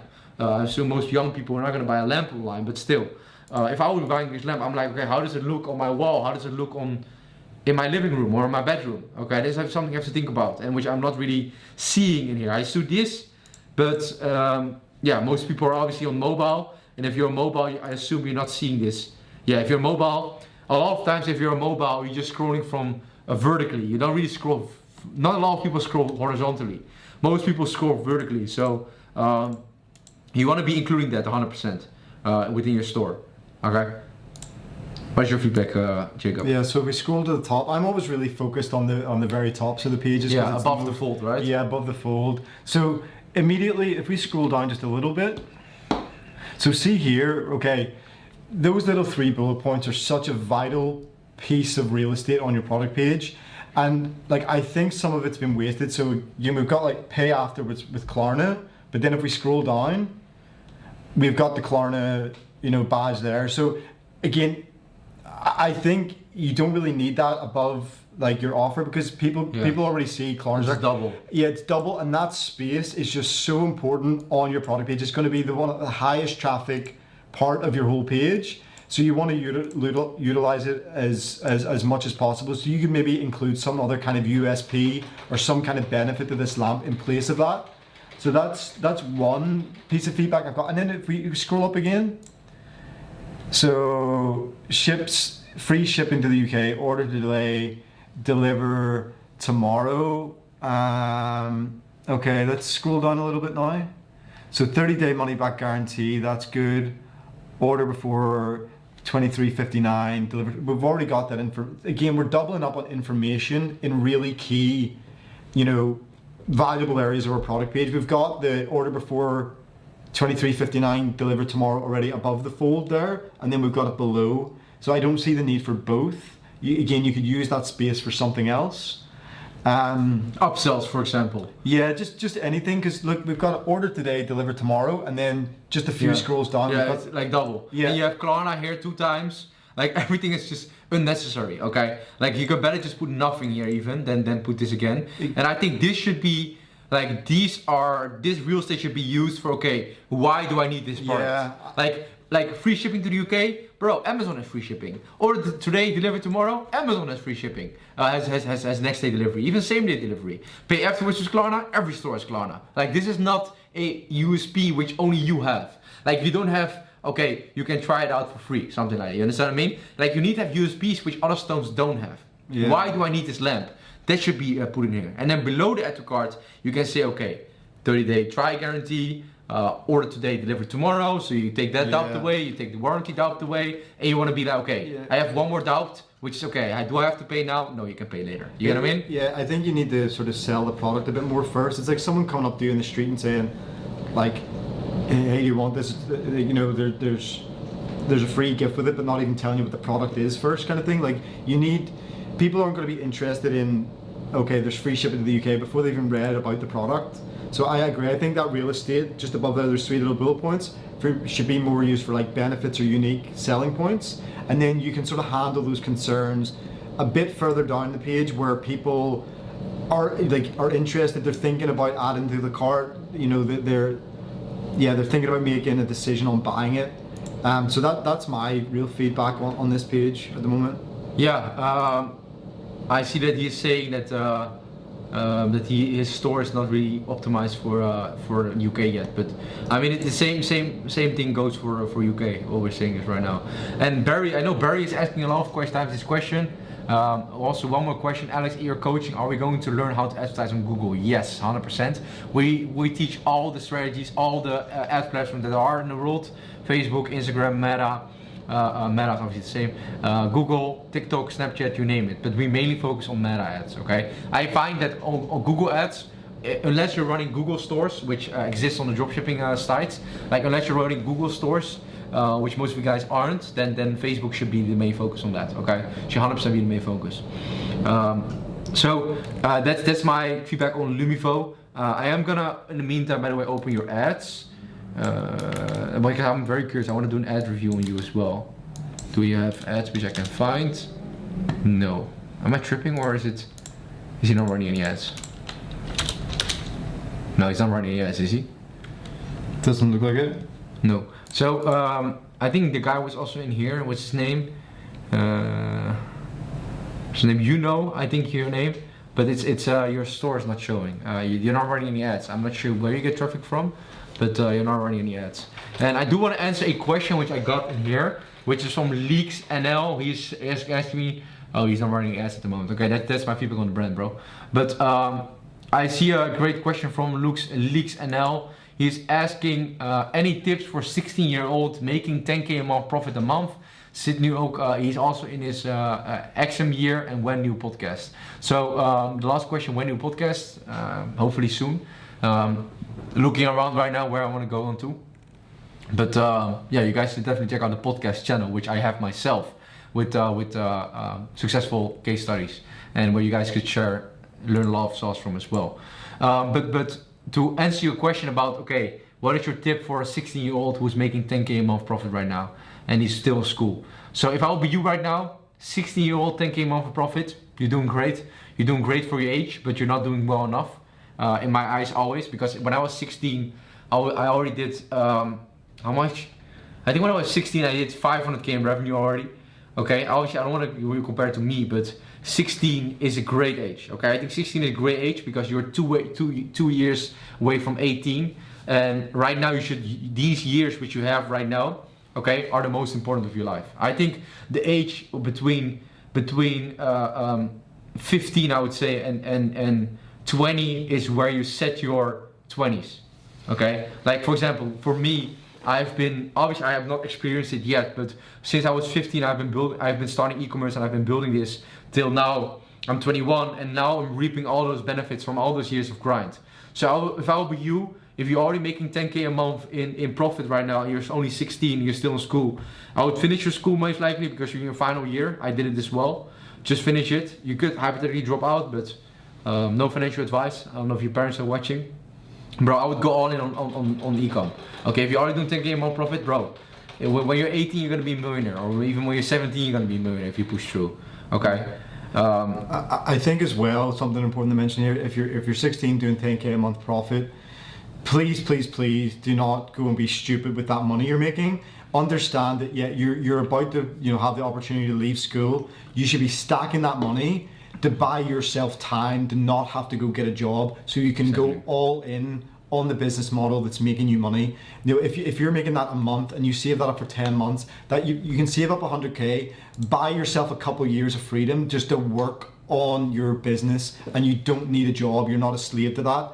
So that is my biggest tip for you if you're 16 making 10K a month profit. 100%, bro. Like what Jacob is saying, to add on that, bro, at the end of the day, like entrepreneurship, you guys have to realize entrepreneurship is a marathon.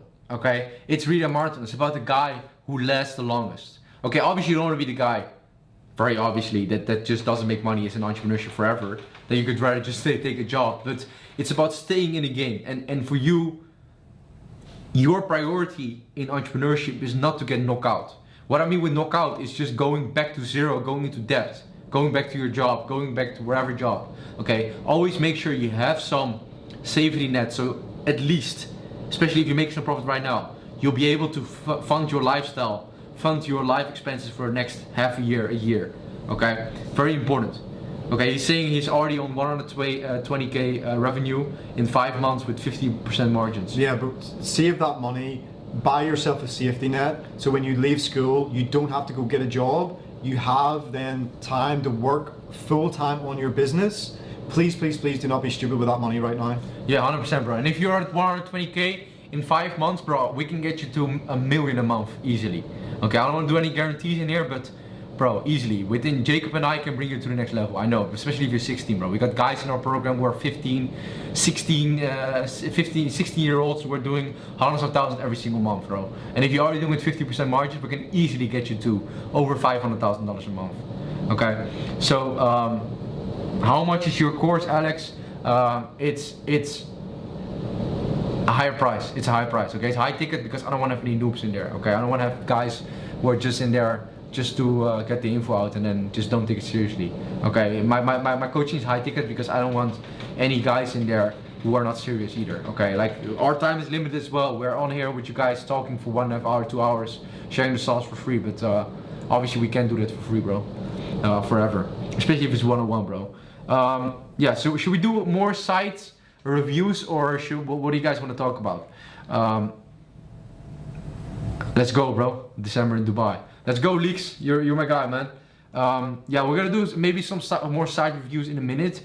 Who wants maybe an ad review? Okay, maybe someone who has an ad which is doing well. Just share your domain on your store, and I'm gonna review the ads on the Facebook ad library. If you want me to review an ad. Other subjects, yeah. So what kind of subjects do you guys want to talk about? I saw it. What subjects do you guys want to talk about? Drop the subjects. I'll drop the sauce. That's it. Ad reviews, yeah. I need someone to drop some store with ads. Then I'm gonna check it out. Active video ads library myoball.au. I'm not sure if this is your guys' store. Mayo. What is the guy dropping? Myoball.au. Myoball.au. What is this? Oh, I think it's some kind of like massage device or yeah. Let's see.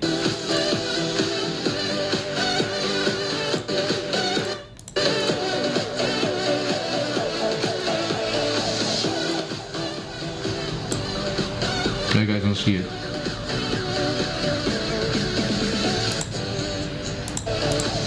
Some weird massage ball. What do we think? Media impressions. I don't like that. Why? It's not engaging whatsoever. Look at this product page. What the fuck? It's yeah. totally not optimized for desktop. I can already see it. Fuck, look at this bulk of text. And this button is more. This button is more. Grabs more attention than the actual add to cart button. Weird. The rest looks pretty fine. I don't know. This is the review section which takes all my eyes constantly, which I don't like either. Which brings to nothing. I'm not sure who this. I don't think it's any one of you guys' store, right? Well, is it your store, bro? Is it your store?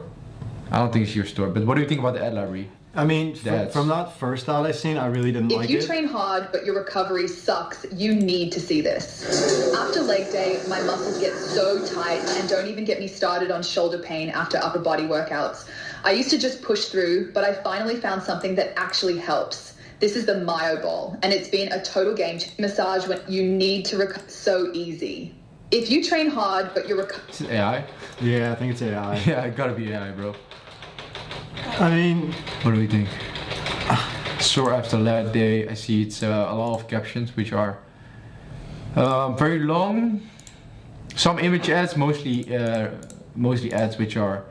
So what for you? I think Jacob, this is a great question which I want to ask you. What makes a great creative? Okay, from A to Z. When do you think a creative is great? Next to the results, right? Like, I mean, before you've actually tested it.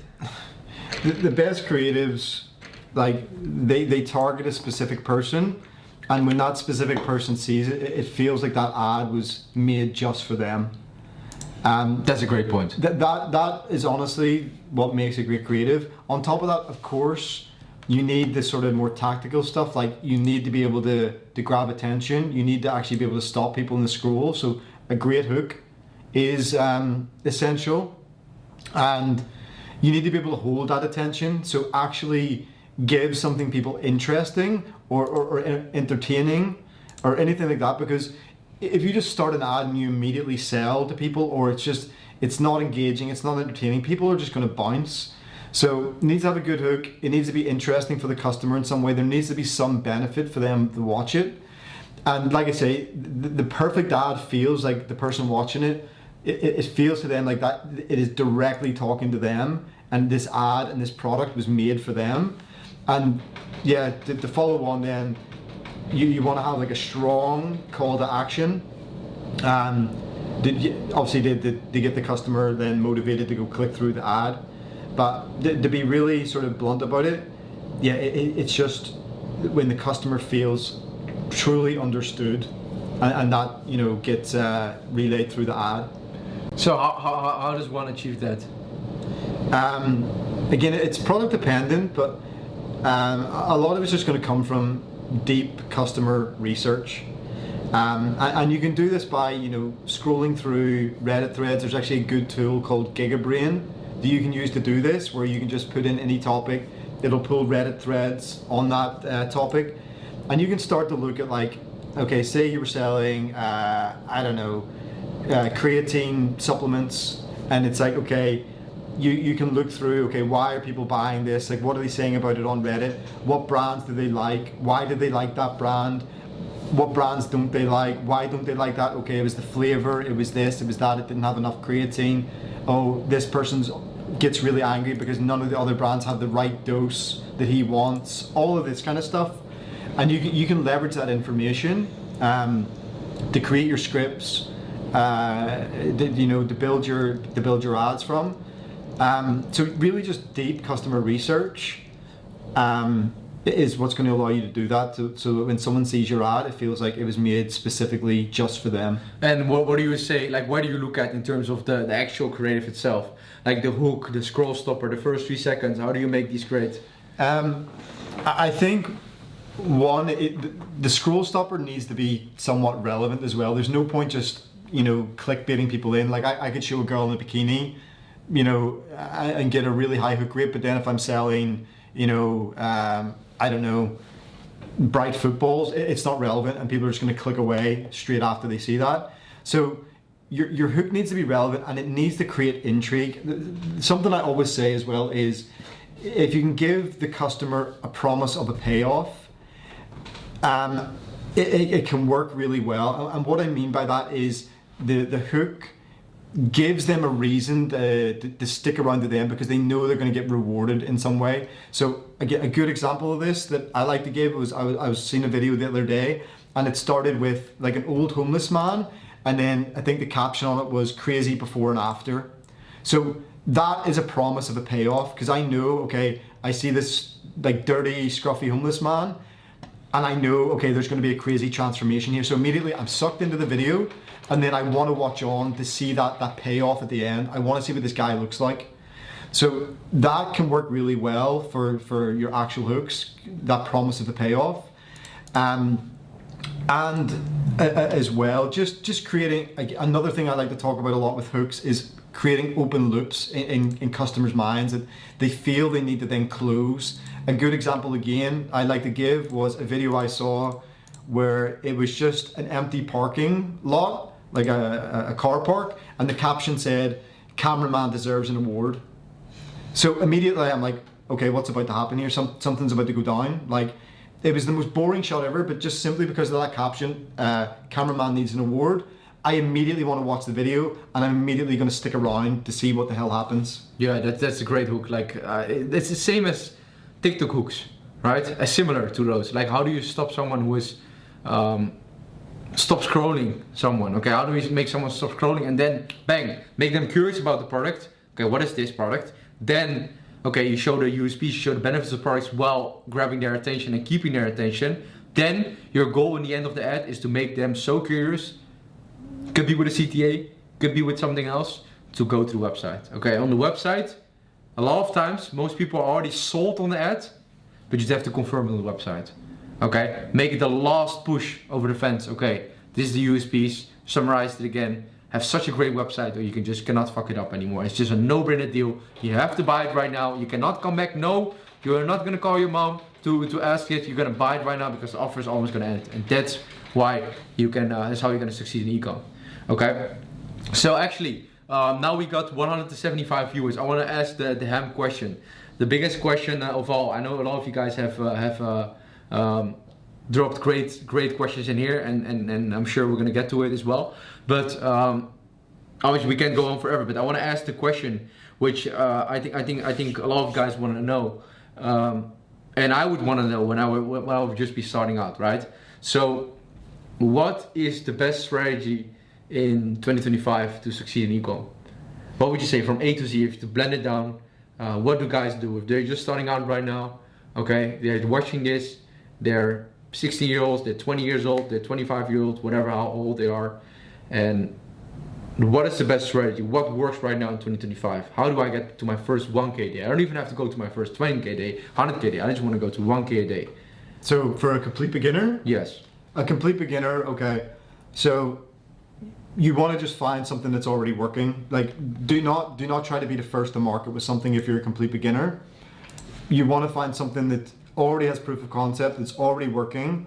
And there are some great tools for this. Kilo data being one of them, where you can see TikTok shop data.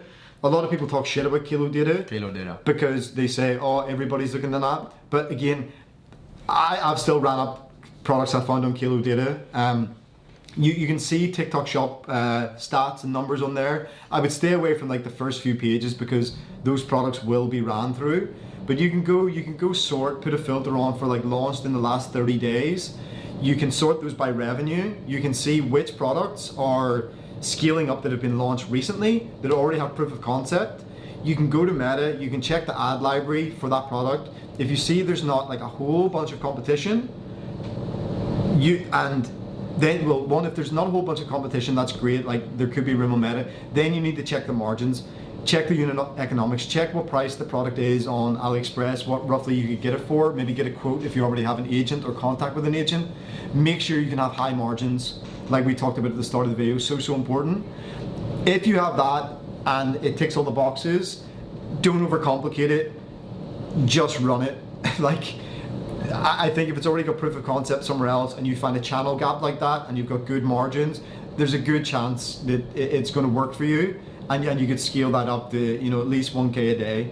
As well, when I'm looking on Kilo Data, guys, look for stuff that's immediately sourceable, because there's going to be a lot of like white label products on there, supplements that require sort of MOQs and branding before you even start. Look for the products that are immediately sourceable, and what I mean by that is go search them on AliExpress. Can you find them? Are they available to dropship? If you can do that, like I said, search Meta. If there's not a whole bunch of competition, even like under a couple hundred ads, if it's product selling well on TikTok Shop, just run it up. You know, you can look for market gaps as well, and maybe you say, okay, there is people on Meta already, but I see there's nobody in Europe yet. Like, Europe could be great to get your first bag. Same with all these sort of smaller markets. So look out for that. That honestly is what I see beginners having the most success with, and it really doesn't have to get more complicated than that, in my opinion.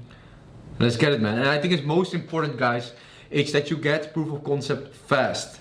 That is what's most important. I see a lot of guys, okay, and in general, you just have to be moving very fast, because I think where most people go wrong is just spending too much time in phase one, okay, which is just finding a product and just getting it live, okay? I think most guys are spending too much time on this and trying to do it perfectly. In the beginning, okay, you just want to be getting your proof, see as fast as possible if this works or doesn't work. If it doesn't work, move on to your next product. If it works, scale it up, optimize it, okay? And this should take a maximum, especially within our program, should take 2 weeks, okay? Within our program, and obviously you guys can do it yourself as well if you want to, but within our program, within 2 weeks, we can already see if a product works or if it doesn't work, okay? 2 weeks only. Okay, you have done your product research within the first week, you've built your store, and you've launched your first ads within 2 weeks. Okay, so within 2 to 3 weeks, we can already know if the product works or doesn't work. And most guys are wasting time in here, okay? They spend months, 2 months, 3 months, just from zero, trying to make it work, and just buy stock, trying to get everything perfect, do the photo shoots, trying to get the whole product page perfect, spend weeks on the product page. Bro, just get it live as soon as possible, copy everything that already works, bang, launch it, see if it works or it doesn't work. Try to find gaps in the market, okay? If there's many gaps, I know the window is getting smaller and smaller, but there's so many gaps still in the market. There's guys who are doing very well in the United States, who are not tapping into UK or into Europe, and the other way around as well. And there's many products which are crushing it on TikTok Shop, crushing it on TikTok, but not being tapped on Facebook ads yet, okay? All the way around the same thing, okay, guys? You have to think about this, arbitraging, and Ecom is all arbitraging, because I heard it yesterday where did I hear it? I think I heard it in a podcast with Hormozy as well, where he said that most things, like almost everything,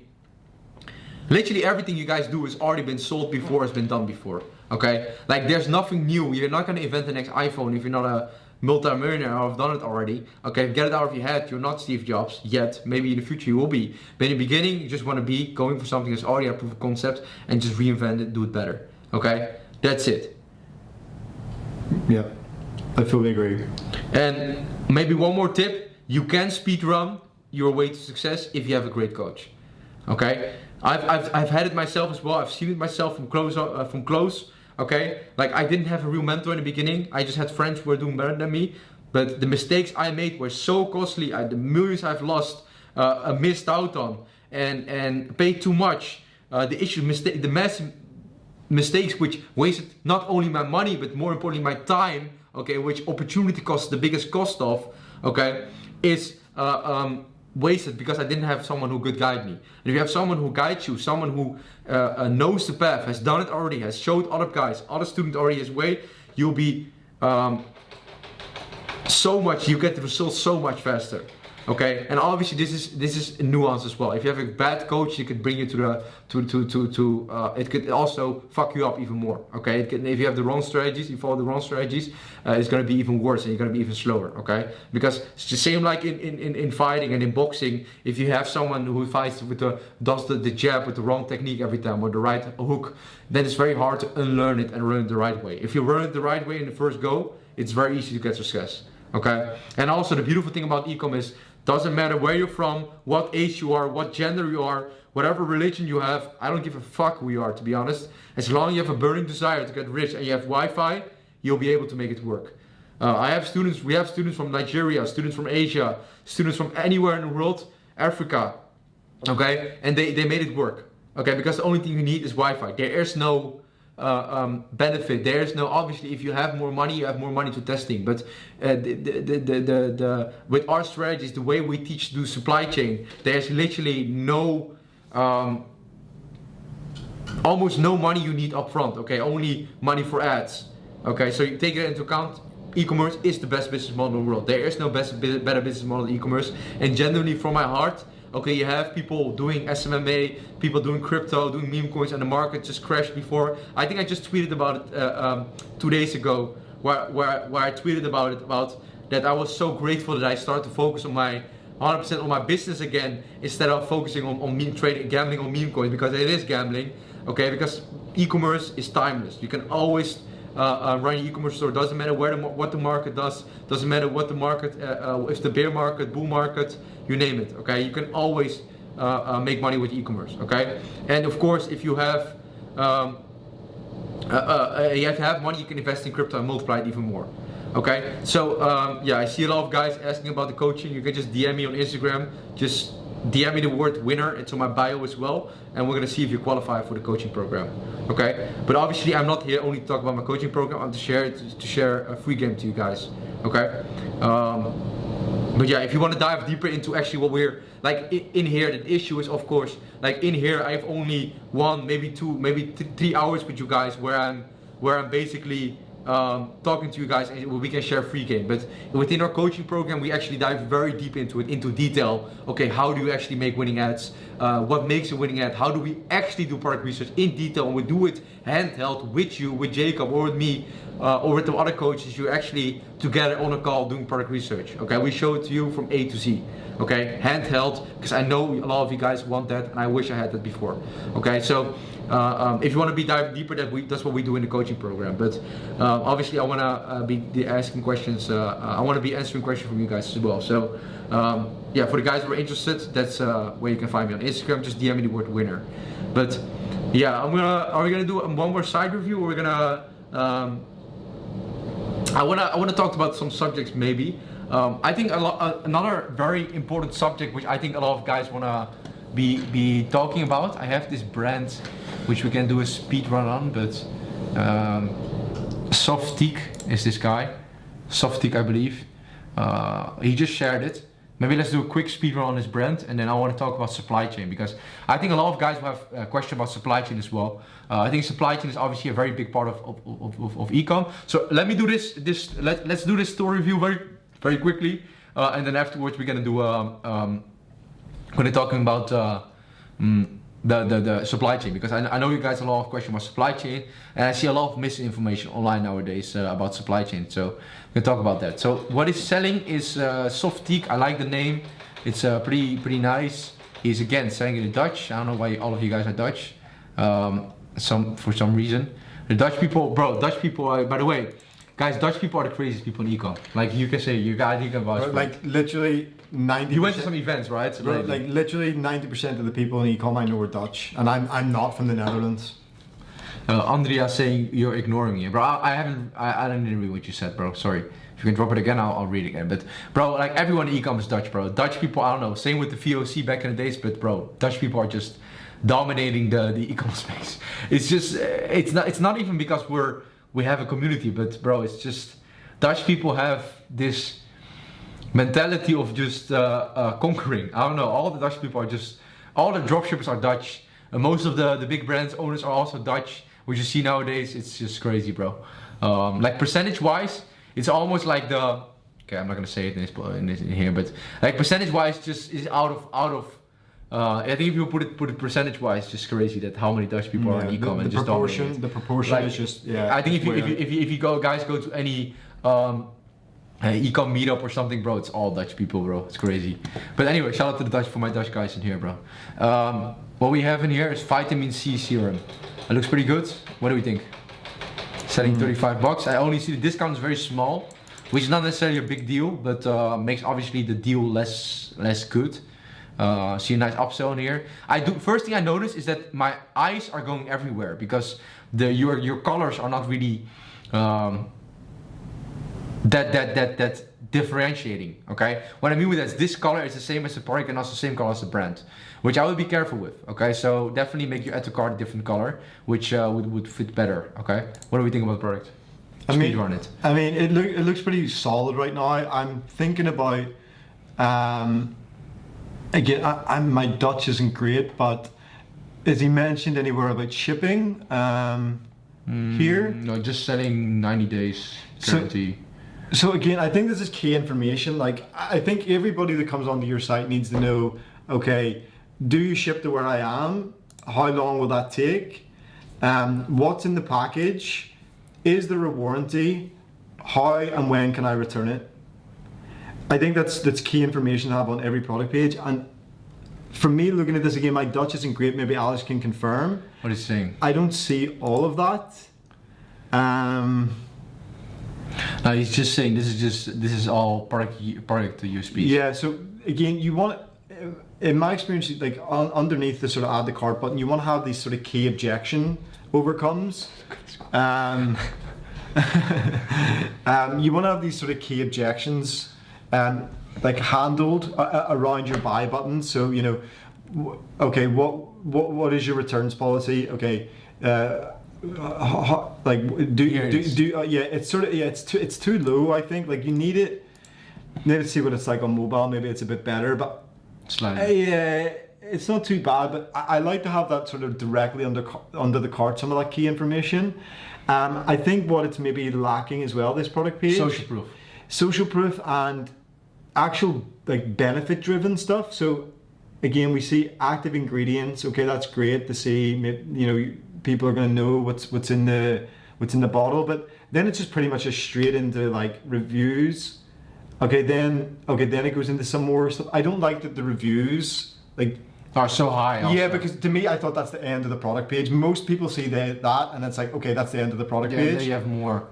Like you should respect the flow of a product page, which is okay. You have your hero section, which is the top one above the fold, which by the way is way too high with you. You should be moving everything up. You have white space here, you have white space here, you have white space everywhere, which you could be moving up and then making it so much better. But I think what I noticed with you as well, you're not really respecting a perfectly CRO product page, product template. Okay, maybe we should be sharing it. Maybe I'll share it in my Telegram of what an ideal product page template is for CRO, which obviously you can be able to generalize. It's very hard to generalize it. But yeah, I really don't like giving out templates at the thing because it's so different for every product. Like if you're selling fashion, your product page is going to be wildly different than if you're selling some like health supplement. Like they're just going to be completely different, and it's the same for every product. It requires a sort of a different approach, but generally there are some things that are, like you say, you need to respect. Like I think like having your main review section at the bottom, you do need to respect that because you need to understand like Amazon, the biggest e-commerce website in the world, the reviews are at the sort of bottom, and that's just a natural stopping point for most people. So when people scroll down, they see the reviews, they sort of then just like bounce back up. So I think you should move like some of that more, like the imagery and I think like benefit driven stuff above that. Yeah, 100%. And I would look. It should be okay. You have your hero section, USPs, social proof. Why? How other hundred thousands of other girls are using this, or guys, whatever the fuck your audience is, and how you can be part of that too. You're solving all the insecurities. Then you have again the reviews, which people know are real and assume are real as well. And then bang, after that you have okay the final one, guaranteed to shovel it down one more time to their throat. Okay, and I don't want to name it like that, but the thing is, okay, I was doubting about it, bang, you can try it 90 days for free. That's how you should structure it. And does he have FAQs in here? Or just this. Just this. So no specific FAQs. Oh, here it is, okay, yeah. okay, good. He's got that. He's got that too. So that's good to see. I think that's essential on every product page. To be honest. And maybe some authority for him as well, because he's selling something which is a serum, something you have to put on your skin. So, okay, why should I listen to you guys? Because it's tested, proven by blah blah. Yeah, blah. let's go through the product images, and let's see if he's got anything like that there. So Not really. reviews. No, that's it. Okay, some like maybe if we scroll again, let me just get a quick look at these. So okay, some maybe like facts and figures would be good here in your product images, like 92% of people saw this effect, like 84% saw this, like these kind of things. Like if you can have tangible numbers attached to stuff, it can work well for this kind of product too. So yeah, I think that could be a solid option for you. 100%. Yeah, implement all of that. Your offer looks pretty good. I would probably higher the discount a bit. Make the perceived value higher, make the perceived discount bigger, and make it more of a no-brainer deal. I don't think really your deal is really a no-brainer. And second of all, I don't think really you have urgency on your page as well. Yeah, the thing is, this is a consumable product. So this actually is the kind of product where like bundle discounts, incentivizing buying multiple makes a lot of sense. So I don't know if you've already experimented with that, but for this kind of product, I would definitely be trying to incentivize people to buy multiple bottles. Yeah, so last thing I want to discuss, that's it about this product page. Last thing what you want to discuss afterwards is going to be done. But the last thoughts which I want to talk about is regarding supply chain. So like blendly, like just high level, how would you structure the supply chain for if you're just a beginner? So in the very beginning, like you're obviously just going to drop ship, ordering one item at a time. Obviously, as you progress a little bit, you want to order stock for sure, get cheaper cost of goods, faster shipping times. But honestly, just keeping it in China. But it's best to have like the best scenario, in my opinion, to have is okay. You've got direct contact with the actual manufacturer, so you control the manufacturing. Then you use a Chinese 3PL. So you're going to ship your product from that manufacturer. Chinese 3PL is going to hold and ship orders for you. And honestly, the main benefit of just continuing to ship from China is worldwide scale. That you can do that very easily with a very uncomplicated supply chain.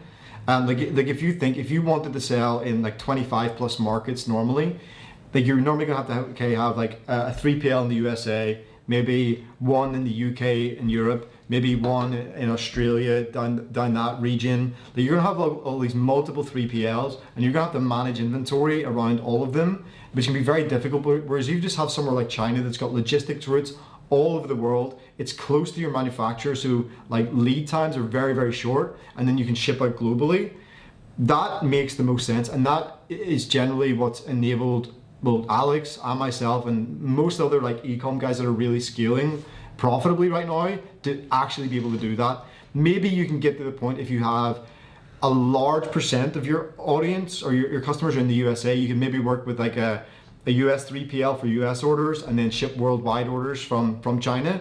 But I would only really go down that route if you've got a large percent of your customers in the USA like that, and you're really building like a long-term LTV based brand. And Rada's saying Alex is just a chill guy who gambles sometimes. I mean, that's true, to be fair. That's true, bro, that's true. Shout out to you, Rada. I gamble sometimes, and I sometimes lose, sometimes win, and sometimes gamble too much, gamble too big. But yeah, I still love gambling. But anyways, guys, there is gonna be a crazy vlog series coming out about China. You guys all know I went to China. There's a crazy collab coming out soon of where I have the product there somewhere. Yeah, you guys don't see it, but there's a worse quality from China. Guys saying worse quality from China. He's saying bullshit the whole time already. Yeah, bro. almost everything is made in China. China has some of the best manufacturing in the world. Yes. And some of the best quality in the world. Apple's made in China, bro. Apple phones are made in China. Like, the thing is, people that think China's all bad quality probably don't know like what all is made in China. Almost everything is. And Bro, Nike is made in China. You just need to find the right manufacturer. Yeah, there's some very good manufacturers in China. Yeah, there's some shit ones. There's some really cheap shit ones, but there's some excellent manufacturers in China. Bro, with the right context, you can get anything done in China. Okay. For example, last time, Jacob, I connected you to a product sourcer, which is my personal product sourcer. Bro, it connected you with everyone in China and got your cost of goods down, right? And even better manufacturers. Yeah, exactly. But yeah, quality isn't an issue in China for sure. If you find the right manufacturer, you can get some of the highest quality stuff available for sure. Exactly. But guys, bro, there's a crazy vlog series coming out. I really want to show you guys the product which I recently received from this crazy collab we've done. Who do you guys think I collab with? This guy's been talking shit the whole time. Bro, who do you guys think I've collab with? It's coming out soon. I did a crazy collab in China with someone you guys all know. Who do you guys think it is? But bro, we got a crazy vlog series coming out soon, okay? The whole China trip, bro, was crazy, man. That's the thing. It was just hectic, chaotic, a lot of things. Bro, we've done a crazy collab as well. I got the product in there. Yeah, Andrew Tate from China.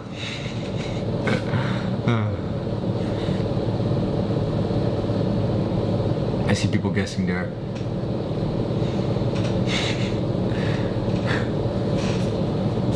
We've done a crazy collab, bro, there. So you guys will see it soon, bro. The vlog series in China is gonna be great. I'm gonna be talking about Diddy. Diddy. Bro, we're gonna have bro, the vlogs there. I'm gonna talk about the supply chain of brides. We're gonna talk about factories. I'm not gonna tease too much, bro, but there's a lot of crazy shit coming, okay? Epstein, correct, bro. Chinese Elon Musk. Bro, there's gonna be great shit coming soon. I'm telling you, our YouTube is about to glow up. We're gonna be gonna drop a vlog every couple of weeks. I don't know about the upload schedule yet, but we're figuring out everything because we got so much content. And bro, it's gonna be bangers after fucking bangers. You guys are early to this, okay? For the 140 people who are here right now with me in this journey, bro, you guys are early. I will never forget you guys. I love you guys from the bottom of my heart because you guys are here from the beginning. We're gonna blow up on YouTube. I am 100% sure of that because it's just meant to be, bro. The content we have is just too good and it's gonna blow up, bro. Okay? I love you guys. I love you guys. And you guys are the best. You guys are early. For the real ones who've been here since the beginning of the stream, we've been streaming for 2 hours. You guys are in my heart, bro. And I remember every one of your names, okay? I will never forget those, bro. So everyone who didn't get a story view, we're gonna do it next time. For sure, we're gonna do another one. We're gonna have another story view. But the vlog series, we're gonna stream more often, okay? I know I've not been streaming for the last 2 months, but bro, I'm gonna be more consistent with streaming. Just let me know in the comments what you guys want to see on the next stream, where you guys want me to stream, do more collabs, do like deep dives into ecom, deep dives into business, into mindset, into strategies. Want me to go more into actual business strategies, like actual business knowledge. Stake, want me to gamble, that's also possible. Do more entertainment. But yeah, I'm open to you guys, man. I want to do anything, as long as it's fun for both of us. So thank you guys for watching. Love you guys from the bottom of my heart again. Leave a like on this post, by the way, guys. Yes, 140 people in here, and I only have 35 likes. Come on, like this. Where's the button? Here. Go like this live stream for the algorithm. But hopefully I'll be live streaming every single day, bro. But that's crazy. I have shit to do. I'm not Kaizen, I'm not ISO Speed. That's their full-time job, bro. Like, I actually got businesses to run. I have many businesses to run, so that's hard, bro.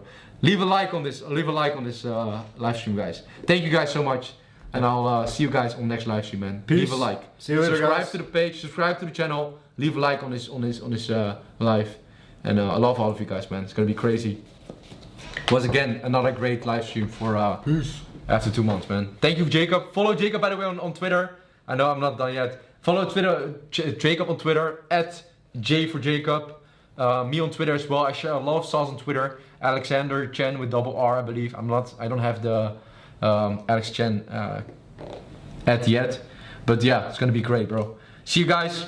Love you guys. See you Bye-bye. soon.